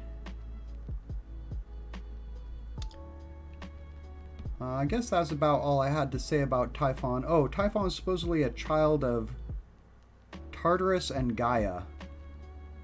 And so a lot of people sort of assume that that means that Tartarus and Gaia are like two deities, one being the earth and one being the underworld, and that they mated and produced Typhon like offspring. But that's not exactly my interpretation. I don't think that's how the Greeks meant it. I almost think it's like they mean that Typhon evolved between Earth and the underworld. Oh, the tank, it's named after Captain Callus Typhon of the Death Guard. Yeah, okay, absolutely. Like the Leman Russ tank named after Leman Russ. That was in Horus Heresy novella. Well, yeah, absolutely. I mean, let's see. I knew about Typhus, but I didn't know that Death Guard also had a Typhon. But of course, the people who wrote the story at Games Workshop would have gotten the name from mythology, like a lot of the names in 40k are originally from. Oh, Typhon became Typhus. Oh, that's actually new information for me, Angerous Angel. Thanks. That's interesting. I was listening to kind of lore summary of the Horus Heresy, and they got to the point where the Death Guard were on like a zombie planet, but this was before they became like corrupted by Nurgle. And they're crossing some kind of like marsh or something, and all of a sudden zombies are just rising up everywhere. It was a total shit show, and it was a very cool, memorable scene. And I think there was like a kind of a fog of miasma or a mist everywhere, so they couldn't really see where they're going. And ultimately they all like just had to gather in one circle and just fight in all directions kind of thing. That was pretty awesome. Are you doing any hobbying tonight, Angel? Working on your Blood Angels or Flesh Tearers? Trying to remember if you had another faction you were starting. I'm actually made the decision to start Imperial Guard this week. I've been working on a lot of Imperial Guard models that were going to be Brood Brothers for my Genestealer cult. You're working on a Necron Overlord. Awesome. That's fun. I have a friend Mark who plays Necrons. And I got him a Centerpiece model for Christmas, actually, which was a monolith. I haven't faced a monolith on the tabletop since probably 6th edition, or no, 7th edition. I was fighting monoliths, I think. So I'm very curious to see how it does in 9th. I'm looking forward to playing a game against it. I gotta call Mark up and see if I can get him on the channel, because he's really been interested in it, and he was one of the people who helped me kind of prepare to live stream by doing some like test recordings and stuff. So I'm pretty sure he'd be down. The monolith dies too easily, huh? It's gonna die especially easily when I get my eradicators in. Oh man. When we got the announcement the other day of damage 10 Tau Hammerhead, I finally broke down and ordered some eradicators. Angel says, better off maxing out flyers instead. Yeah, that's probably true. And so by flyer, I assume you mean the Doom Scythe? Is that what you're talking about? And maybe there's another one, the Night Scythe. Night Scythe and Doom Scythe, are those the two classic Necron flyers that everybody runs?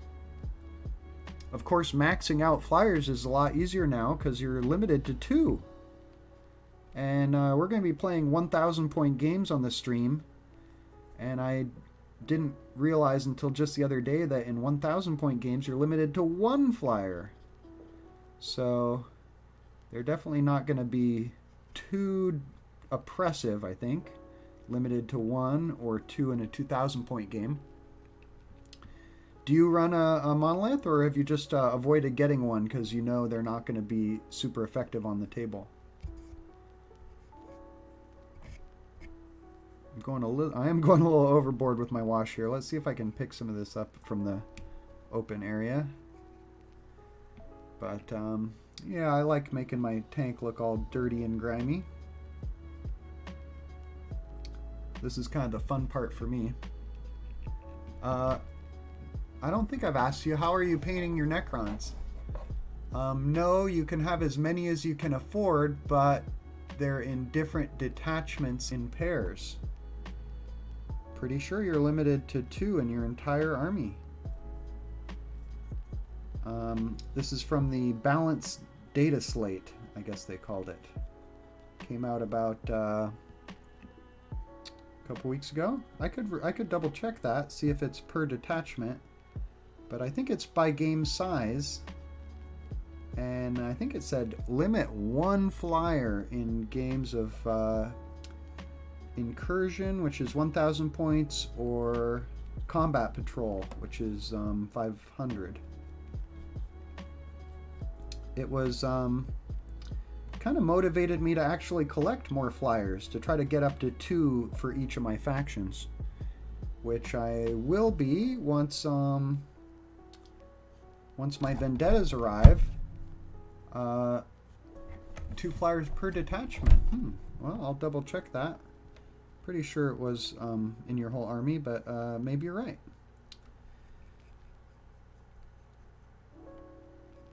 Let's see. Yeah, I got some helicopters to use as Genestealer Cult's vendettas. That was kind of my idea. I like the classic Russian attack helicopter, the Hind. That's a pretty famous and recognizable attack helicopter. And like the Vendetta gunship, it can bring missiles and rocket pods. So I thought it would be appropriate. I know helicopters are kind of an anachronism in the 41st millennium. But at least for casual games, I thought it would be kind of fun to have some Genestealer Cult's helicopters flying around. And you play minimum 1750 points, never play under that. Oh, okay. My idea with playing 1,000 point games on live stream is just that I wanted to be able to finish the games in a reasonable amount of time and not have them go like 4 or 5 hours.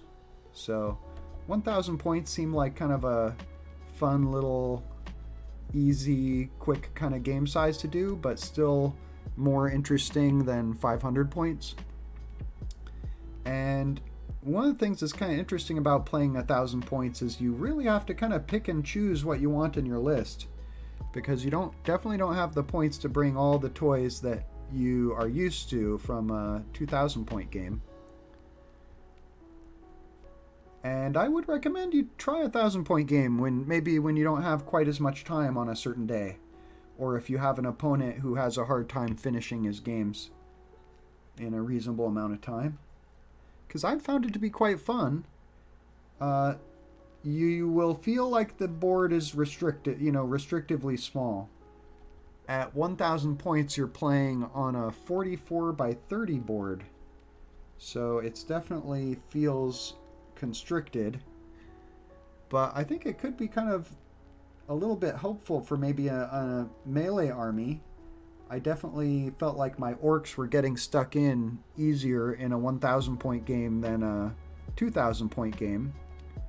But on the other hand, you don't have as many bodies when the enemy firepower kicks in, so I still was down to like one squad of boys by the end of the game. I played a game last was Orcs against Sisters of Battle, 1,000 points. Versus Bloody Rose, which is kind of like a melee assault version of Sisters of Battle, and it was super fun. I've been kind of enjoying my games of 40k at every size, honestly, and I have given the 500 point games a try as well, and I've got really like nothing bad to say about them. It's a slightly different experience than I'm used to. I also am used to actually 2,000 point games for the most part. But yeah, sometimes it's fun to change it up a little bit. It feels almost a little bit more like a skirmish game. Like, Kill Team times 3. Well, we're starting to get pretty much everything washed. I think the back of the model now. And then the areas where I have red, I'm going to use a brown wash, and same thing on these yellow oil drums, or promethium barrels, as I am starting to think of them. Angel, in 1,500 or less, it's considered unsportsmanlike to use a flyer, especially in my area, since all the LVO tournament lists are created where I live. Unsportsmanlike to use a flyer under 1,500 points? I don't know about that. Especially now that we're limited to one, I'm pretty sure. But you seem to think I'm wrong on that. Gotta look it up. Anyway, one flyer doesn't seem too bad. But I'm kind of surprised you would say that, because if people are making tournament lists, I would expect that almost it would be like no holds barred. Kind of surprises me to hear that people would think flyers are unsportsmanlike. And also flyers are kind of handicapped in a lot of ways in the current rules. Like, sure, they're hard to hit, but to hit penalties are limited to -1 now. So if you're shooting, and I guess they can't benefit anyway from like obscuring, right? So I don't know, it doesn't seem like flyers would be super oppressive. I did bring a Blitz Obama in my 1,000 point game, and it was taken out by Morven Vol with a couple of her awesome missiles launched from her combat suit.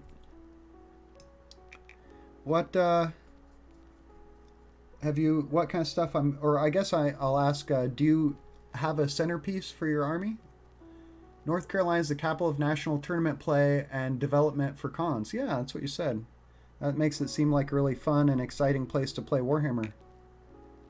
And it also is interesting that you say that there's kind of like how would you say, like a kind of a sportsmanship kind of community. I'm not sure what the word I'm looking for. Kind of like a culture of what people bring in their lists there.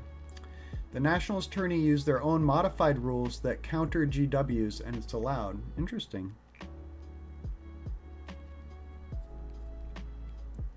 Do you play much narrative? Or is it pretty much like very competitive there? I kind of imagine like competitive players are less interested in narrative and fluff in general,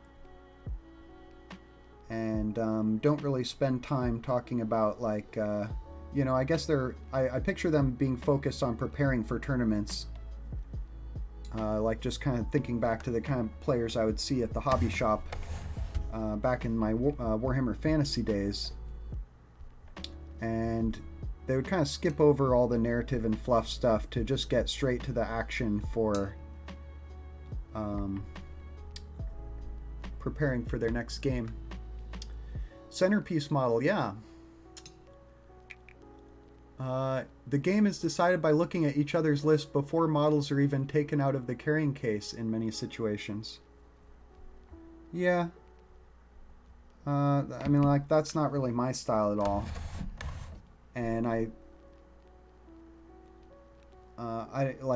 personally, I feel like my favorite kind of games are the games where it's close enough and balanced enough that it almost comes down to the dice rolls, which I think is possible at any skill level.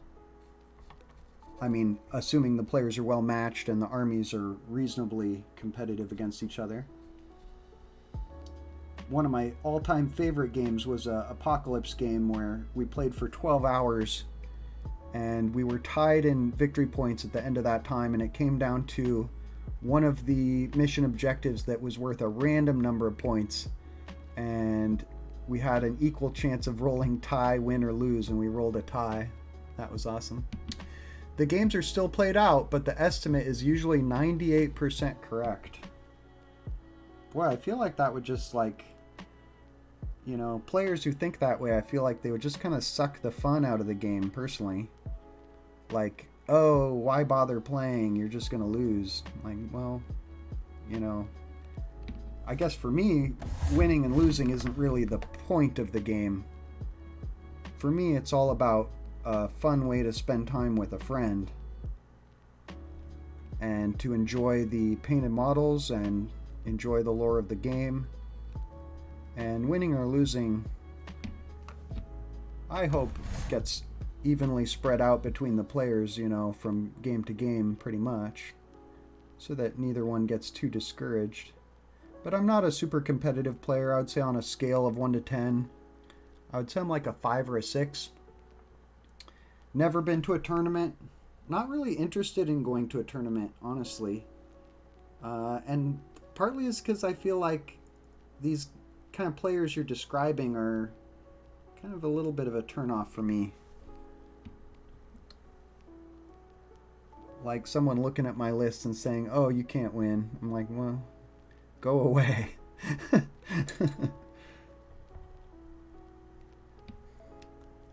But yeah, I understand that the competitive and tournament scene is really hot right now, and for a lot of people it's what's making the game appealing to them.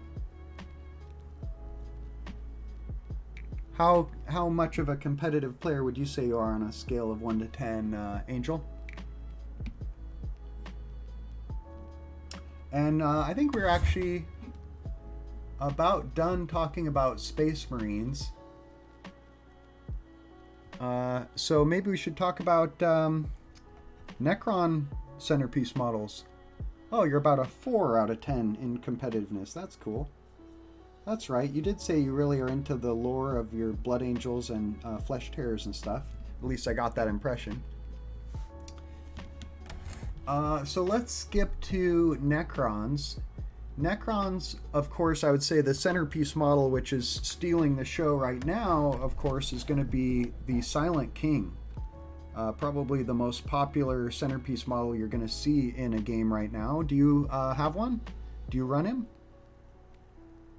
And then the other ones that are Lords of War, you've got the Monolith, the Obelisk, which I wasn't too sure what's the Obelisk. Is it like a variant on a Monolith?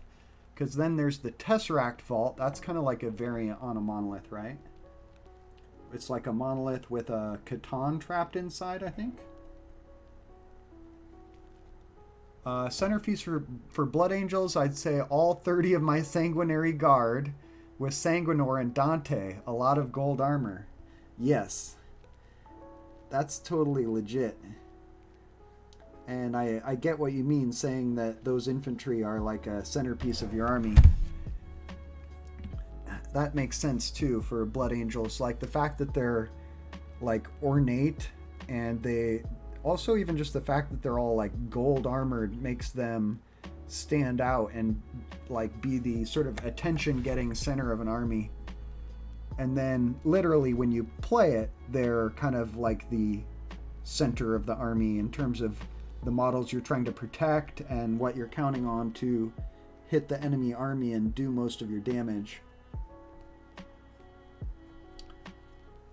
This is definitely going to be the centerpiece of my Dark Angels. That was my intent with picking up a super heavy Forge World tank. Got this guy used on eBay. Nah, Necrons won't be getting that kind of love at all, just painting what comes in Indomitus. Well, you never know, maybe at some point. They're in case a friend comes over and wants to play. Oh, that's cool. So they're like your loner army for battling against your Blood Angels kind of thing. And that was part of my idea when I started collecting multiple factions, but now I'm up to 3 Xenos armies, and Imperial Guard is going to be my second Imperium army.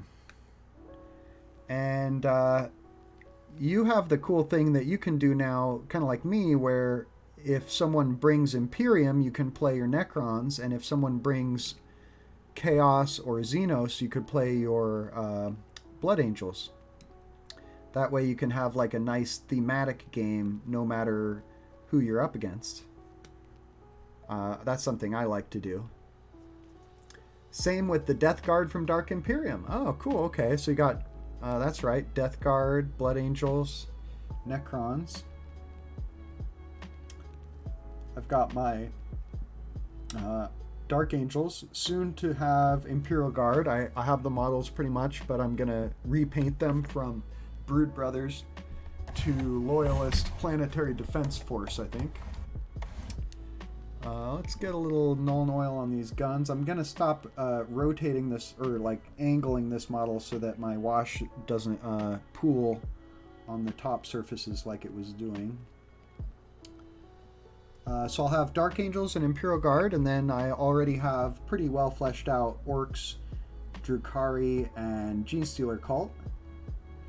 And, if I do a team game, I prefer to side with Necrons or Grey Knights. Have to keep Team Matt Ward together. That's really funny. That's right, Matt Ward did Codex for Blood Angels, Necrons, and Grey Knights, didn't he?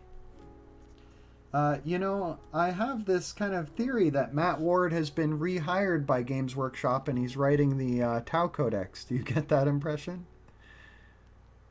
That was my first thought when I saw the Crusher Stampede and the Tau Railgun. Like, this is some Matt Ward level rules here. No, he was a consultant for Old World. No kidding. Well, that's cool. Old World sounds like it's going to be really cool. Return of square bases, and I might even be able to use some of my old Warhammer Fantasy stuff. That's kind of what I'm hoping. I think it would be pretty cool to get my old Dark Elves on the table again. Matt Ward hates Tau, does he? Well, I would say the Tau Codex is definitely being written by someone who loves Tau. But I do sometimes get the feeling that the new Genestealer Codex is being written by someone who hates Genestealer cults. I think I said Genestealer Codex. I meant Genestealer Cults Codex. It's like every announcement we've had is just like, ho-hum, not that cool. And most recently we got like a whole article about Brood Brothers that basically is just like a screw you. You can't use like half the Brood Brothers you used to be able to. It's like, why bother making an article about this? It's not good news for us. If you think it is, you're mistaken. Genestealer Cults is now going to be limited to only regiment units and unaligned units. So a lot of the stuff I was planning to use on my Brood Brothers is no longer going to be viable. And that motivated me to paint it up as Imperial Guard instead. And I went from being really bummed out about the changes to Brood Brothers to being super stoked about having an Imperial Guard army. And I love the idea of doing planetary defense force. I think my idea is like they're using old equipment that's like 100 years old that's been sitting in storage and nobody really knows what they're doing very much, and they're not really organized exactly properly according to Imperial Guard standards. Their vehicles have all been on mothballs for like a century, and they're having to like read the instruction manuals to figure out how they work, kind of thing. That's kind of how I picture my my planetary defense force in my campaign setting. They're going to be operating probably oftentimes on Icarus 2, which is a planet which used to be an agri world, and then it got raided by Abaddon's 13th Black Crusade, and the majority of the population was abducted and forced to join his cultists or space marines. And so 100 years later, the planet is kind of reverted back to like feudal world level of technology. But I'm not going like all out feudal guard with like medieval helmets and stuff. More like just they're technologically backwards, but they are in the same system with a Mechanicus moon, which probably provided all their vehicles and stuff. But ever since the planet's been ravaged, they haven't been getting as much Imperium support as they used to, and they've become kind of an unimportant backwater planet. But it has a lot of potential. If they could just get their act together and get maybe an influx of new settlers, they could get the whole agri-world thing going again. And that's kind of going to be, I think, the kind of storyline, overall kind of plot line for upcoming games, is that the Imperium is finally responding to the attacks on the system that happened 100 years ago by, sending Adeptus Sororitas and Dark Angels, and got some Imperial Fist Primaris who have been secretly in hibernation in the system, who have now woken up and probably are they're probably calling in help and reinforcements from their own chapter and spreading the word that this system needs some serious Imperial investment. So it'll be a hopefully planet on the comeback, but at the same time they've got issues with Genestealer cults and orcs and Tyranids in the system, so who knows, maybe they're doomed. But it's going to be fun to play Guard. It's going to be fun to play Planetary Defense Force. And I really haven't had a chance to play Guard before. I've had them sometimes as allies for my Dark Angels in small numbers. But I'm going to have, 3 infantry squads. And I just ordered some Catachans that I'm going to use as conscripts, combined with some old school Penal Legion. I'll show you what they look like. Here's like a, let's zoom in. Here's like a Penal Legion soldier I've been using with my, oh, I can focus. There we go. Here's a Penal Legionnaire for my Gene Stealer cults. I was using him as a Brood Brother, but I'm going to repaint the skin so it's a more natural human looking color and use these guys as some of my conscripts. I have about 10 of those, but conscripts you need a squad of 20 to 30, so had to order something else. And I looked at the Victoria Miniatures Penal Legion squad, but for a unit of 10 it's $60, and they're not the old Rogue Trader ones like I have are not cheap on eBay either, so I had to try to come up with something more affordable. And I saw somebody on a forum say that for their conscripts or Penal Legion they were using Catachans. I thought, oh, that's a great idea.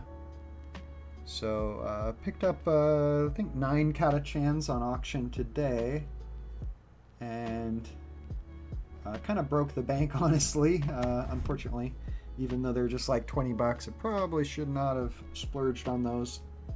But it'll be fun to fill out a squad of 20 conscripts. Even if they're terrible in the game, it'll just be kind of a hoot to run them. And I'll enjoy the hobby side of painting them up. And from a lore point of view, I think I will say that they're like penal troopers or something. Maybe they've been sent to the Icarus system to repopulate the planet. And they're like prisoners, kind of like they used to send prisoners to Australia to settle it. Or did they send them there to serve out their prison sentences? I'm not exactly sure. But you've heard of that, right? That Australia was originally like settled by prisoners.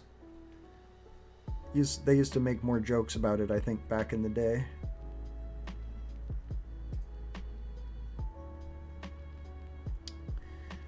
So have you ever heard of the obelisk for Necrons? Do you know what that is?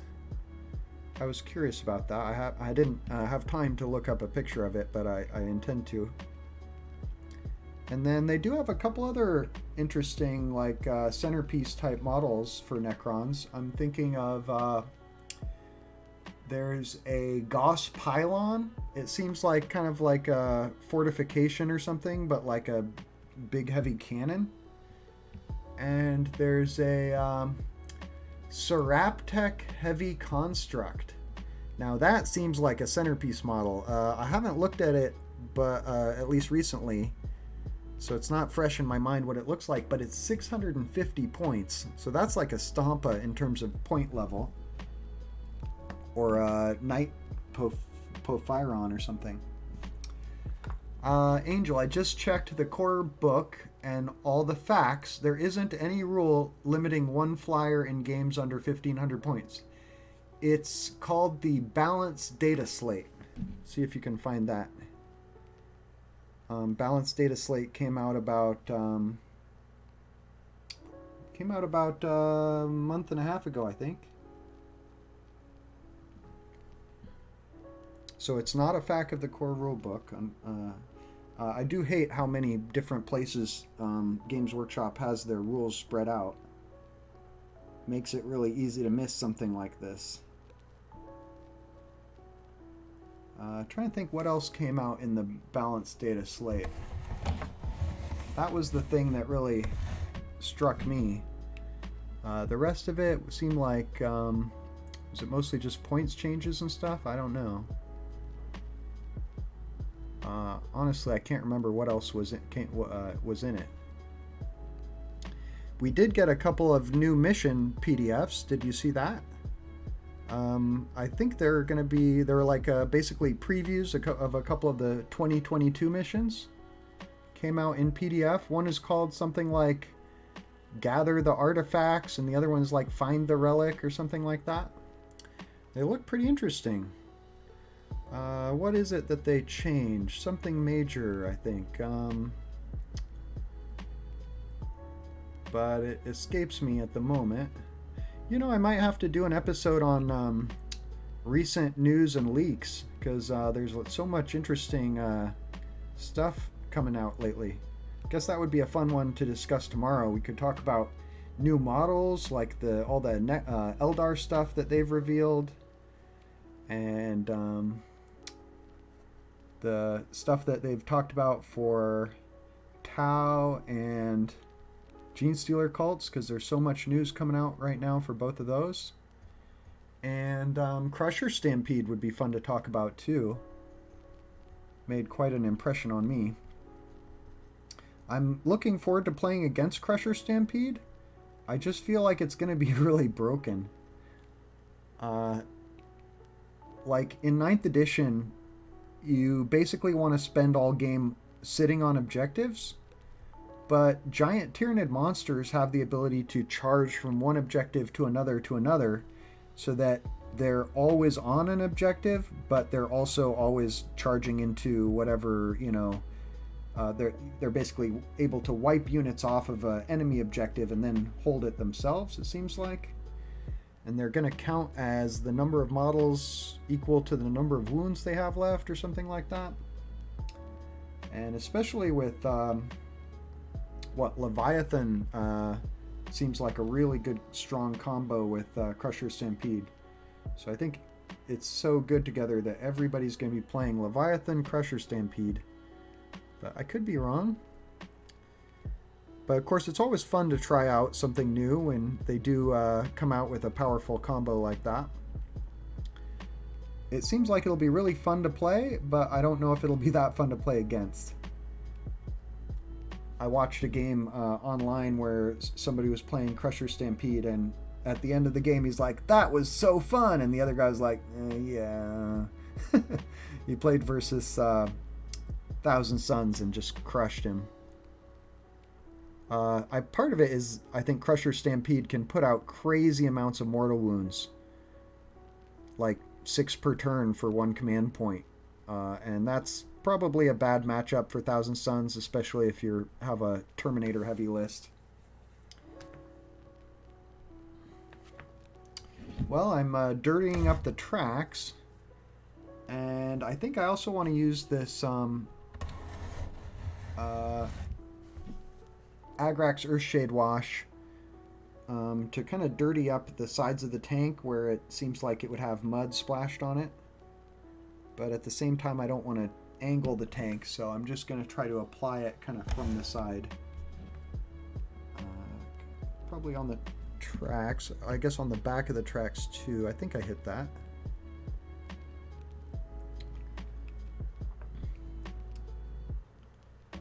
So let me think about what's my next game. I think I actually my next game is going to be against Eldar, and I'm trying to remember. I can't remember which player I was talking to who said he was going to play Eldar. But I guess here's a question for you, Angel. I've got the house rule to play Imperium versus non-Imperium. It's been something I've been doing just sort of informally. If someone brings Xenos or Chaos, I'll play my Dark Angels, and if they bring Imperium, I'll go to one of my Xenos armies. But what about Eldar? Do you think if someone's playing Eldar, I should automatically go for an Imperium army? Or are Eldar kind of like good guys and it makes more sense, or it's more fun or fluffy to play Genestealer cults or orcs or something against them? Like, if you were going to watch a game with Eldar, do you feel like it would be more fun to watch them fight against Imperium, like Dark Angels or Planetary Defense Force? Or would it be more fun to see the Eldar playing against another Xenos faction? Oh, and then we're going to use the same Agrax on the red parts of these weapons to dirty up that red and make it look grimy and dark. Eldar versus Custodes. So yeah, Eldar versus Imperium is good then, in your book. kind of have the feeling that like the Eldar are kind of like good guys as close as you get to good guys in 40k, and the same could be said of Imperium. So that was why it felt like, you know, is it kind of like good guys versus good guys if Eldar fights Imperium? Sounds like you're saying no. They're Xenos and they should be treated as such. But with what you own, I'd say Dark Angels. Okay, great. Thanks for giving me your opinion. I will definitely take that seriously. And yeah, I think that should be fun. I don't know if I'll be bringing this tank in a 1,000-point game anytime soon, but my 1,000-point list, I'll share it with you if you're curious to hear it. And maybe you'll tell me it sounds like bad sportsmanship, because I did throw a flyer in there. There are no good guys. Everyone is an anti-hero or a villain. Yep, that sounds about right. That's a good distinction. They're either a villain or an anti-hero. Yeah, that sounds about right. Can't trust those duplicitous Eldar. They'll just pretend to be good guys long enough to get you on their side, and then they'll stab you in the back because they don't care about the fate of humanity. Selfish Xenos. The Eldar do have that kind of like, we had to master our own dark impulses thing. That kind of, that's, I guess, the thing that kind of makes me feel like they're kind of good guys. It's like they're working hard to master their own dark side. But then again, they only do it for their own survival.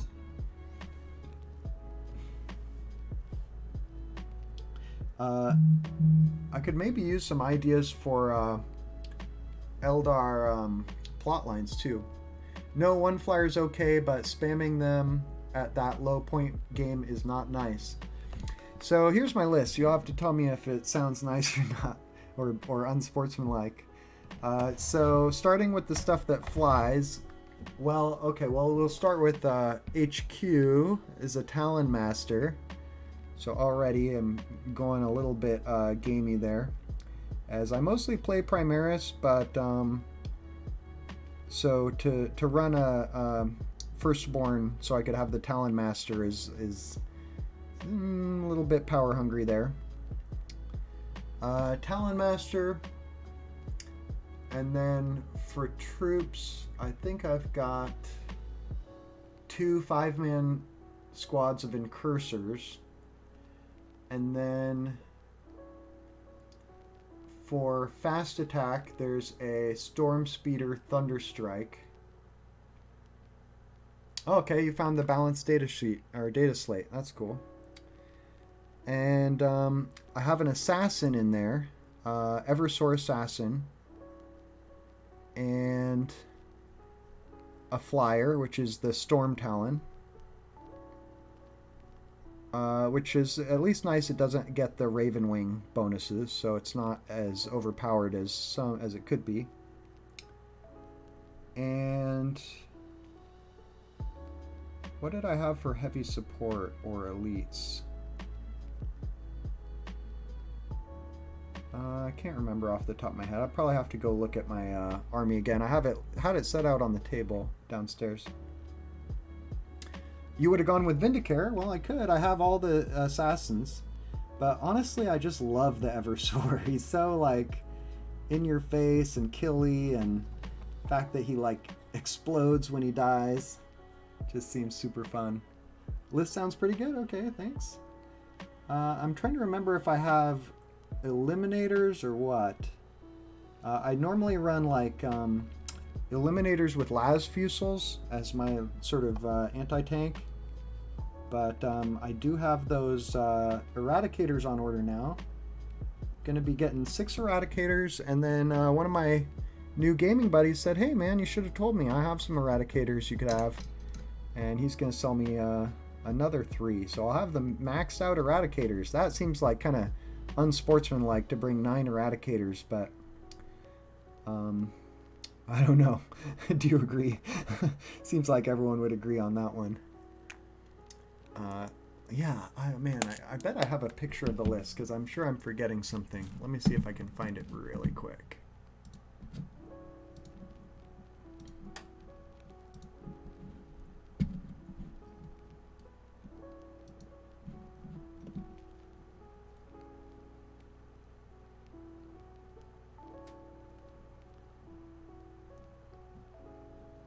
Oh yeah, here we go. So Talon Master, yep, okay. So I do have 2 units of 3 Las Fusel Eliminators, and that is everything.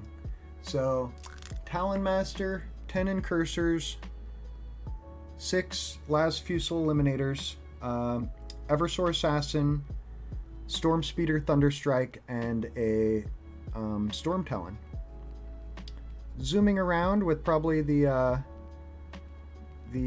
Talon Master and the Storm Speeder and the Storm Talon. And then infiltrating with the Incursors and the Eliminators, probably starting on the objectives or within striking range of the objectives. And then popping out somewhere as a surprise with the Eversor Assassin. Try to hit my opponent in their weak spot. Take out a vulnerable squad of infantry. That's kind of the game plan. So I might stick with that list for my next game if I'm playing against Eldar. I think that would probably do okay.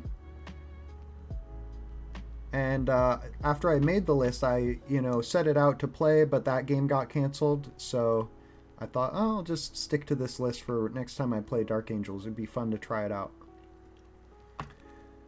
You said Incursors. Finally, someone else who prefers them over Infiltrators. Oh, yeah. I have 20 Infiltrators and only 10 Incursors, but I tend to reach for the Incursors because they're cheaper. And for troops, usually it's nice to try to keep them cheap. And their durability is about as good. Although I have had that 12-inch Deep Strike Denial really mess with my opponents when they're trying to take out my Infiltrators. So there is something to be said for that Omni Scrambler that they have. Of course, could always take like a Phobos Captain to get an Omni Scrambler too. But yeah, I think Incursors are cool. I've got my Dark Angels, Incursors, and Infiltrators painted black for like night operations with just 1 green shoulder pad. And in my kind of personal army lore, I like the idea that they didn't know that black armor was like a problem for the other Dark Angels. And they actually showed up in the system as reinforcements looking like that, having painted their armor black for night operations like before they ever met the company that they were coming to reinforce. I'm building mine with helmets in the kit, but using the correct backpacks and guns.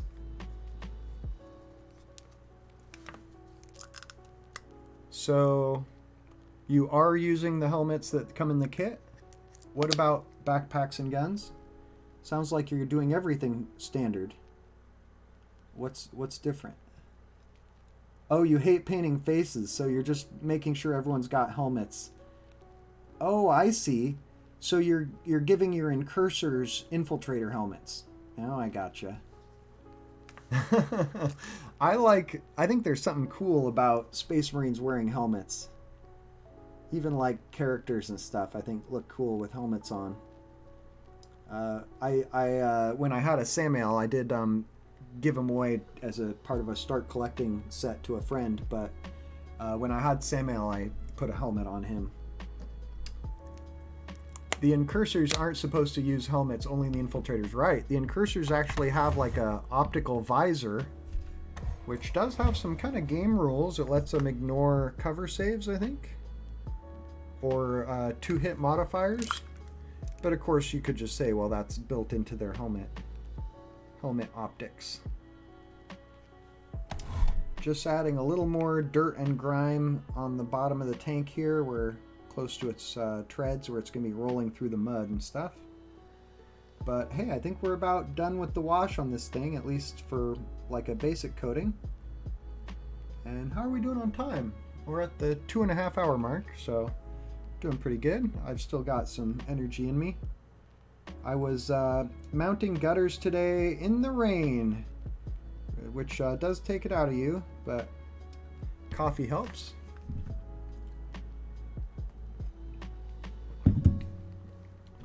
Maybe you can give me your opinion on some of these other sort of centerpiece models.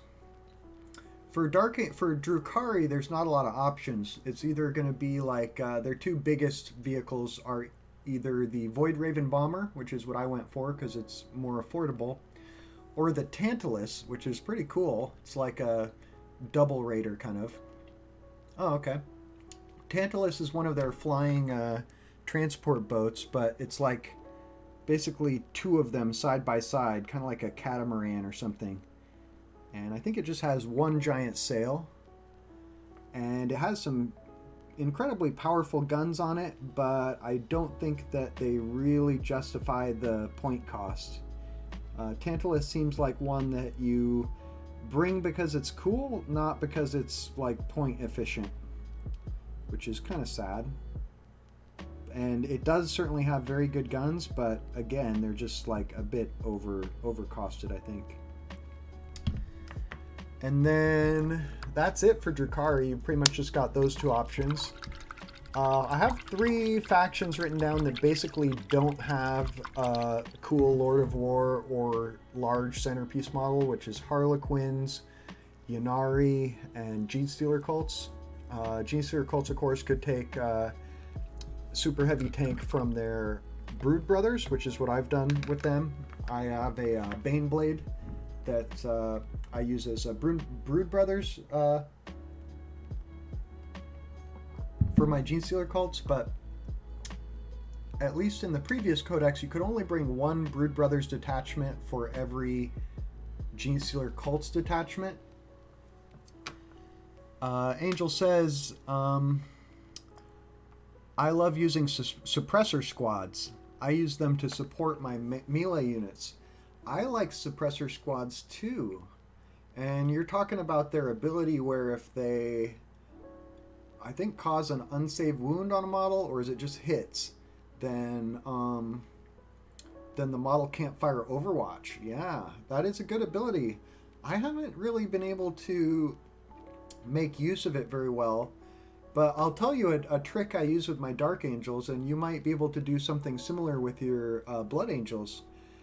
Dark Angels have a stratagem called Marked for Command, and maybe you don't have something equivalent. But Marked for Command basically lets one squad sergeant take a weapon upgrade. And he has a limited list of like relic weapons that he can have access to, one of which is Mastercrafted Weapon with +1 damage. So I will usually put that on a suppressor squad. So one of the, I think damage 2, 3 shot, is it 3 shots damage 2? I can't remember. Is it 3 shots damage 1? Anyway, an extra damage, and I think 3 shot weapon is pretty good combo. And I've had some good success with that, but then again, they are a unit that the opponent can usually get rid of if they hate it enough, because they're not ultra durable, and so that does tend to mean that they become more of a fire magnet. It does not affect standard issue gear for the unit, though. That's true. All right.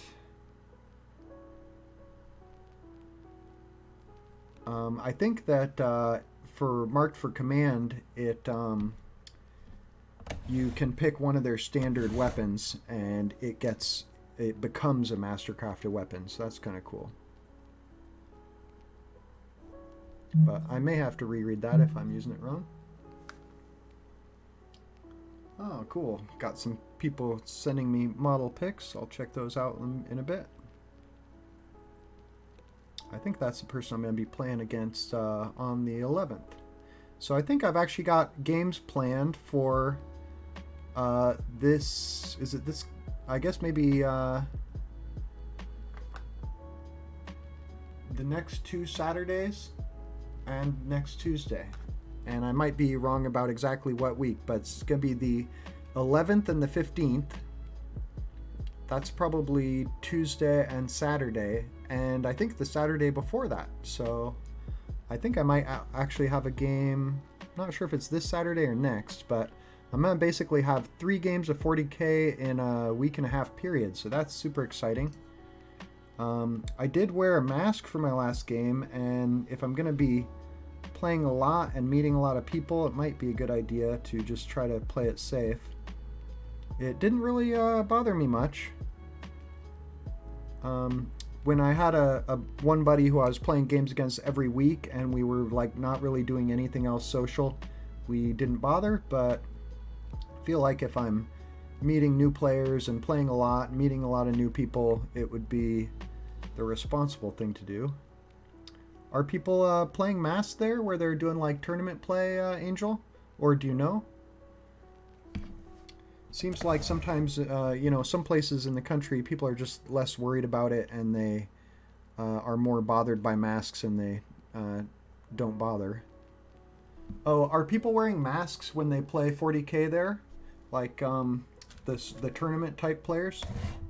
Just kind of curious.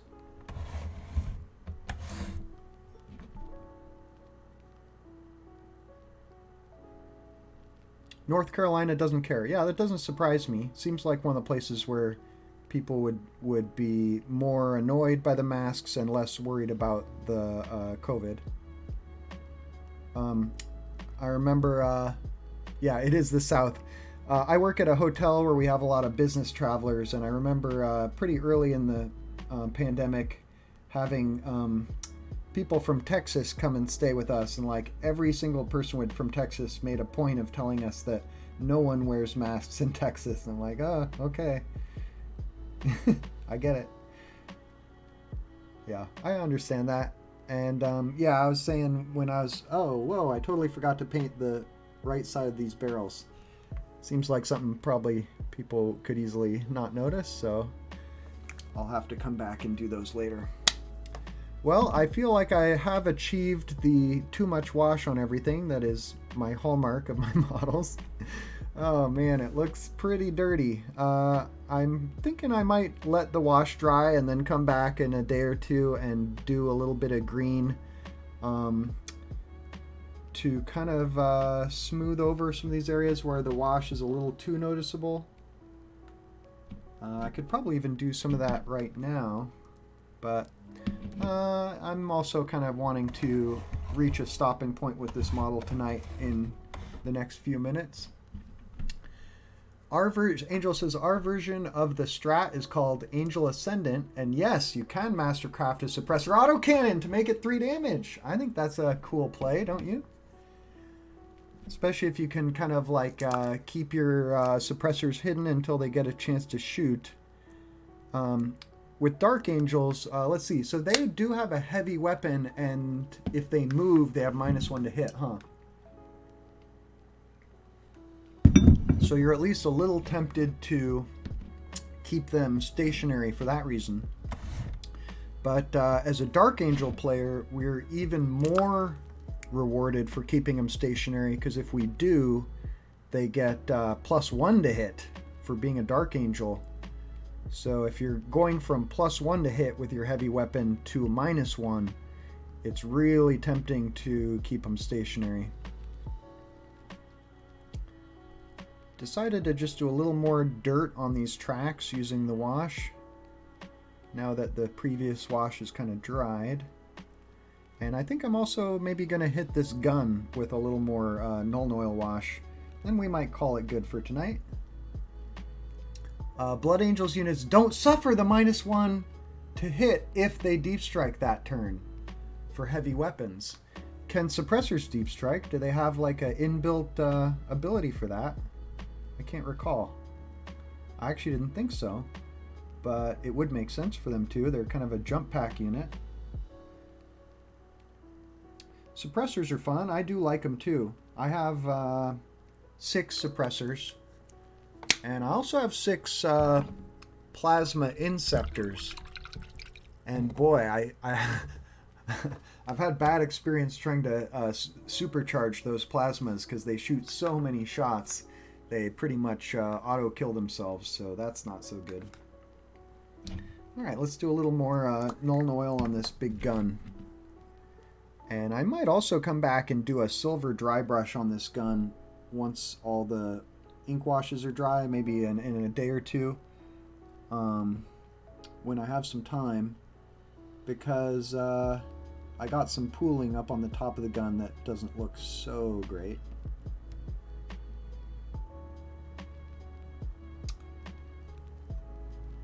Let's see, I already talked a bit about Space Marine centerpiece models. Oh, you have a strat to do that. Oh, cool. Let's just finish going through some other cool centerpieces. So Chaos Space Marines have pretty much the same ones as Space Marines, with the addition of the Defiler and the Khorne Lord of Skulls, which are both, I think, pretty cool. My friend used a Defiler in a game the other day, and by the other day I mean like a year ago, and it was cool. It wasn't effective, unfortunately. Like, it didn't have a lot of shots, and it wasn't super accurate, but it is versatile in that it can shoot. It has like a battle cannon, and it also can fight well in melee. We have a the Great Brass Scorpion of Khorne. How did that one not make my list? Oh, Greater Brass Scorpion. Yeah, there it is. Oh, and they also have that Charybdis Assault Claw and a Khitan Ravager. I don't actually know what that one is. I should look that up. The Brass Scorpion is like 3 Defilers in one. That sounds about right. Brass Scorpion's a really cool model. I'm also quite fond of the old Drukhari Talos that looks like a scorpion. I thought that model was cool. Hey, we got someone else in chat. Welcome, Arantisum1. Yeah, the Brass Scorpion is a stunning model. Been talking about centerpiece models today. Kind of appropriate because I'm painting my Falchion Super Heavy tank for my Dark Angels. Angel says, I made one with 2 Defilers for a friend 6 years ago. Wow, what a great idea. Kit bashed 2 Defilers together to make like a custom scratch built or kit bashed Brass Scorpion. That's cool. Great idea.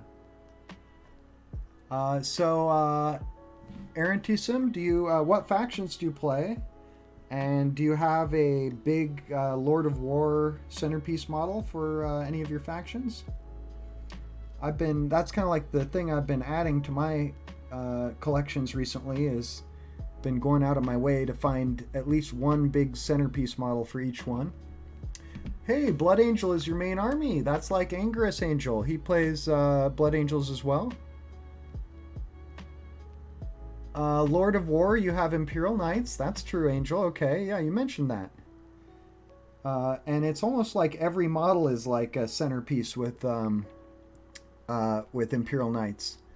But I don't suppose you have the Acastus Knight Porphyrion. I feel like that is the most impressive of the knights. The one that's almost like a miniature Titan. Not even that miniature. I think it's almost about as big as a Warhound. But yeah, the cool thing about playing knights is that you can add one to any of your Imperium armies as an ally, and you have like an instant centerpiece for the army. Yeah, you two are battle brothers. I'm a Dark Angel over here, of course, as you can probably tell, Aaron. The so-called Turtle Knight. Is that what people call it? Yeah, I find it pretty interesting. I've never faced one in game or even seen one in person, but they look pretty cool. They do seem like they don't look very like fast or maneuverable, but it does look heavily armored and loaded with firepower.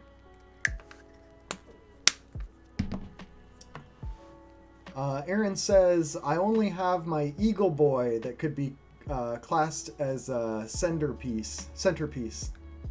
Eagle Boy. Oh, is that the Sanguinor? Angel was saying that his centerpiece is his sanguinary guard, and oh, Sanguinius. Oh, is that? Oh, that must be who you're talking about. Man, I love Sanguinius. Might be even my favorite Primarch, even as a Dark Angels player. And when I did a poll on Facebook of who's your favorite Primarch, he did win, so he is the most popular of all.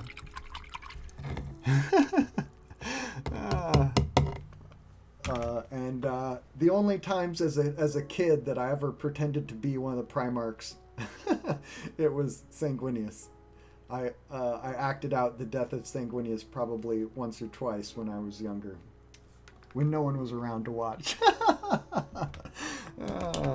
Yeah, goofy stuff you do when you're home alone. But yeah, Sanguinius is freaking awesome, and I personally feel like if they were gonna make a 40K movie, I would want to see like the life of Sanguinius as a movie, like have him be the main character, have it start with him as a child on, is it Baal or Baal? I can never tell. Angel says, after reading Wolf's Bane, I laughed when Russ said, I'll never fight Sanguinius because he would beat me in a fight. Aaron says, he's a fun model to paint and he is nasty in 30K. Man, I've never given serious thought to playing 30K, but now that I've got a super heavy tank, maybe I should give it some thought. Oh, then again, this is painted the wrong colors to fight in 30K. I'd have had to go with Legion Black. So you play 30K Blood Angels and 40K? That's my guess, Aaron? And have you thought about picking up a super heavy tank for Blood Angels? They're more like geared around infantry, combat infantry, I guess. So I guess the other question is, are both of you guys looking forward to Primaris assault troops? We had kind of an announcement that the Primaris with jump packs in the new Space Marine 2 video game were designed by Games Workshop. So to me that says jump Primaris are right around the corner. That'll be fun. I think everyone's looking forward to that. Everyone was so happy when we got assault intercessors even. And we were just talking about Chaos centerpiece models. Of course, Chaos Demons, you're pretty much going to go for a Greater Demon, or maybe one of the named Greater Demons, or a Soul Grinder is also cool. Aaron says, I play 40K, but my close friend has a lot of models, so I have used his 30K army to play like this. Got a full Titan army. Who's got a full Titan army? You or your friend? Man, I have always wanted a Warhound Titan. I feel like that's as far as I would go in the, oh, your friend has. Okay, cool. Well, that's neat. That would just be fun to see those models or borrow them, play them in a game. I wouldn't really want to do the 2,000 point Warhound versus a 2,000 point army. I feel like you wouldn't have a chance. Angel says, if they give us jump pack assault intercessors, I'm getting 5 boxes. Yeah, they'll make a killing on those. Aaron, he has 4 Warhounds, 2 Reavers, and a Warlord. Oh, that's awesome. I hope they're all painted. Definitely want to airbrush for that, I think. I've been watching some painting streams where people are working on Titan, and I think he was painting it with a brush, and he was like just starting. It looked like it was going to take forever. And yeah, man, I would love to have one Warhound Titan, and I would play it in maybe like a 4,000 point game. That would be fun.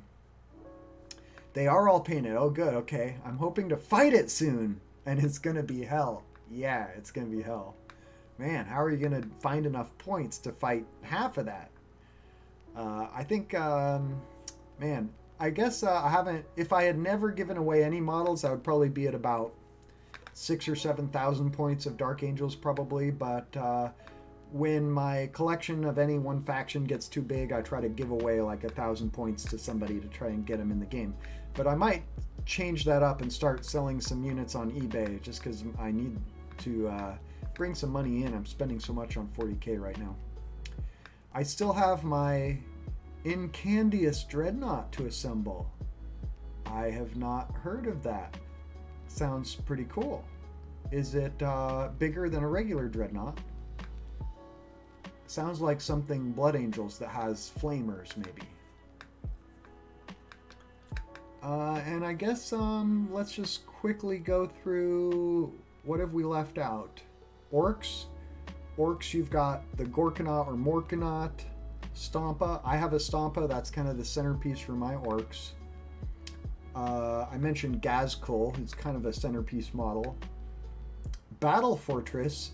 Now, I think the Battle Fortress doesn't have a model, and it also doesn't have a point value, unfortunately. Aaron says he has about 5,000 points of about 6 30k armies, and I'm starting a 30k Imperial Fists army. Cool. I love the Imperial Fists. Not passionately, but I think they're cool. My friend Mortimer started Imperial Fists as his most recent army, and he was doing a lot of 3D printing, but then he also got some of the models like, I can't remember their Primaris character they just got. Angel says the Incandius Dreadnought is a Contemptor Dread with a jump pack and a relic blade. Dreadnought close combat weapon, and can have either 2 heavy flamers or carries assault cannons in its hands. Wow, that sounds really cool. That sounds like a centerpiece model for Blood Angels. Great one. Very cool. Of course, also like Flying Thunderhawk or Storm Raven is like another classic Blood Angels one, because you got all these assault troops. Putting them in a flying transport makes some sense. It's a one-use jump pack, if I remember correctly. Interesting. That kind of makes sense on a Dreadnought. I feel like that's appropriate. Let's see here. Necrons. We talked about Orcs. I guess we only left out the Gargantuan Squigoth, which is cool. I'm thinking of kind of scratch building one with a toy dinosaur. Kill Tank is kind of one of the famous classic orc centerpieces. Custom Stompa is in a bad spot right now because of the points. Death Roll of Battle Fortress. Is that different than a Battle Fortress? I feel like it's the same thing. Doesn't have points, doesn't have a model, so it's kind of out. Or the Kill Crusher. Kill Crusher I think has point value, and I don't know if it has a model. Angel says the melee weapons are basically Relic Lightning Claws with +4 strength, rending AP -2 or AP -3 with rerolls to wound. Whoa, that sounds really good. Sounds like it would shred. Well, all we have left is Tau and Tyranids. Tyranids, you pretty much have like the Harridan, which is the flying giant monster, and those are going to be super popular now because of Crusher Stampede. And the Hierophant, my friend Mortimer is actually painting a Hierophant right now, I think. Aaron says, if you're ever thinking of an orc centerpiece, got to custom build Godkilla. Yeah, Godkilla is like some kind of Supa Stompa, or is it like what's bigger than a Stompa? Gargant. We really need point values and data sheets for Gargants. I think that is like really an oversight. Like, how do we have all kinds of Titans and we don't even have a data sheet for Gargants that I'm aware of, except for like homebrews and stuff? Angel says, yes, for now. Blood Angels are getting an upgrade with Horus Heresy 2. Cool. Aaron, they put legs on a battleship and it killed an Imperator Titan. Oh, that's great. The kind of narrative for my orcs in our narrative campaign that we play is that they have been sent to the western edge of the galaxy by Gazkul, their Goths, to launch a Wa to conquer the northwest of the galaxy, or the great sort of the Pacific Rim, if you will, because there's the what do you call it, the Pacific sector or whatever. Angel, it's 1 a.m. for me. Gonna head out. Have a good night. You too, Angel. Thanks for joining the stream. Really great to see you again. So basically my orcs, they arrived in this system, the Icarus system, and just immediately landed on the planet closest to the star.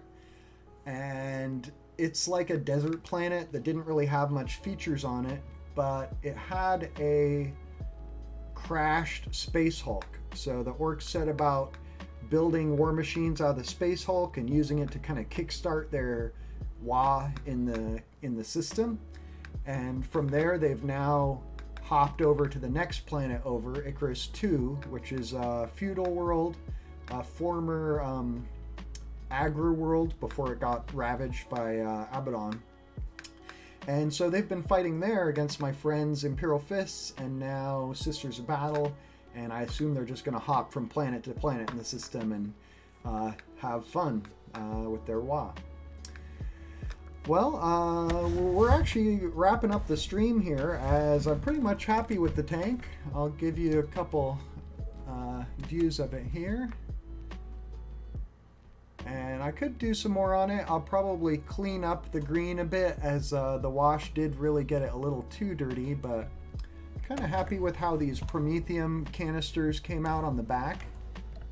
Looks amazing, I might add. Thank you, Aaron. Really appreciate it. I'm pretty happy with how it looks. This is going to be the centerpiece for my Dark Angels, and it's what I'm going to be using to take on the Black Legion Chaos Knights that I've been facing, as Abaddon has returned to the Icarus system, and he has brought with him a legion of Chaos Knights. And in my first battle against them, my Dark Angels were seriously outgunned. I came close to winning the game, but I did lose, and I killed 0 knights. I killed his 2 war dogs, which are like the smaller scale knights, and I felt like I really need something to take on those knights. So I'm hoping that the Falchion here can do well at that. I'm gonna have to be careful to hide it turn 1 so it doesn't get alpha struck before I get to shoot. Aaron says that's going to change the tide for you. I sure hope so. So I hope you're rooting for me. Hopefully we'll get some games on stream against Mortimer and his Black Legion soon. He plays Black Legion and Hive Fleet Tyranids. And his new army that he's starting... Oh, and Imperial Fists. And his new army that he's starting is Chaos Demons, but it seems like it's going to take him forever to get those painted. So probably won't be seeing those on the channel anytime super soon. But you might see him in stream sometimes. He does watch from time to time while he's doing his hobby painting too. So really happy to have you join the stream, Aaron. It's super tanky and it hits just as much. Easily can take on 2 to 3 knights. Yeah, I hope so. Hey, thanks for following. Really appreciate it. I think we might be getting close to maybe 40 followers now. I'll have to check. Well, thanks for joining the stream. Challenger Tabletop, we're going to be having some battle reports hitting the channel this month. And my New Year's resolution is to stream at least 12 battle reports this year. Hopefully 1 a month. And I'm going to stick to it. So we're going to be playing Imperium versus non-Imperium games. So if I'm facing Xenos or Chaos, I'll be bringing my Dark Angels and soon my Imperial Guard Planetary Defense Force. And if I'm up against Imperium, then I'll bring Orcs, Drukhari, or my Genestealer Cult. So that should hopefully create some very fun, fluffy games. And we're always going to take some time to talk about the narrative background of the battle. So that'll hopefully give people something fun to follow, and you'll get to know, hopefully get to know the players and have your favorites to root for. And you'll always be able to root for the Imperium or against the Imperium, whichever you prefer, as the Imperium's always going to be represented in every game. So, hey, welcome, Bionic Sheep. Just wrapping up the stream and talking about what's coming this month on the channel. Going to be doing some battle reports. Just finished painting this Dark Angels Legion Falchion here for use in my 40k games as a relic super heavy tank. And the discussion topic today on the stream was Centerpiece models for your army. And the only faction we didn't talk about was Tau. And they do have a lot of pretty cool Lords of War. I guess we'll just run through them super quick here. The KV-128 Storm Surge, the KX-139 Taunar Supremacy Armor, super awesome, the super famous Manta, and the Orca Dropship.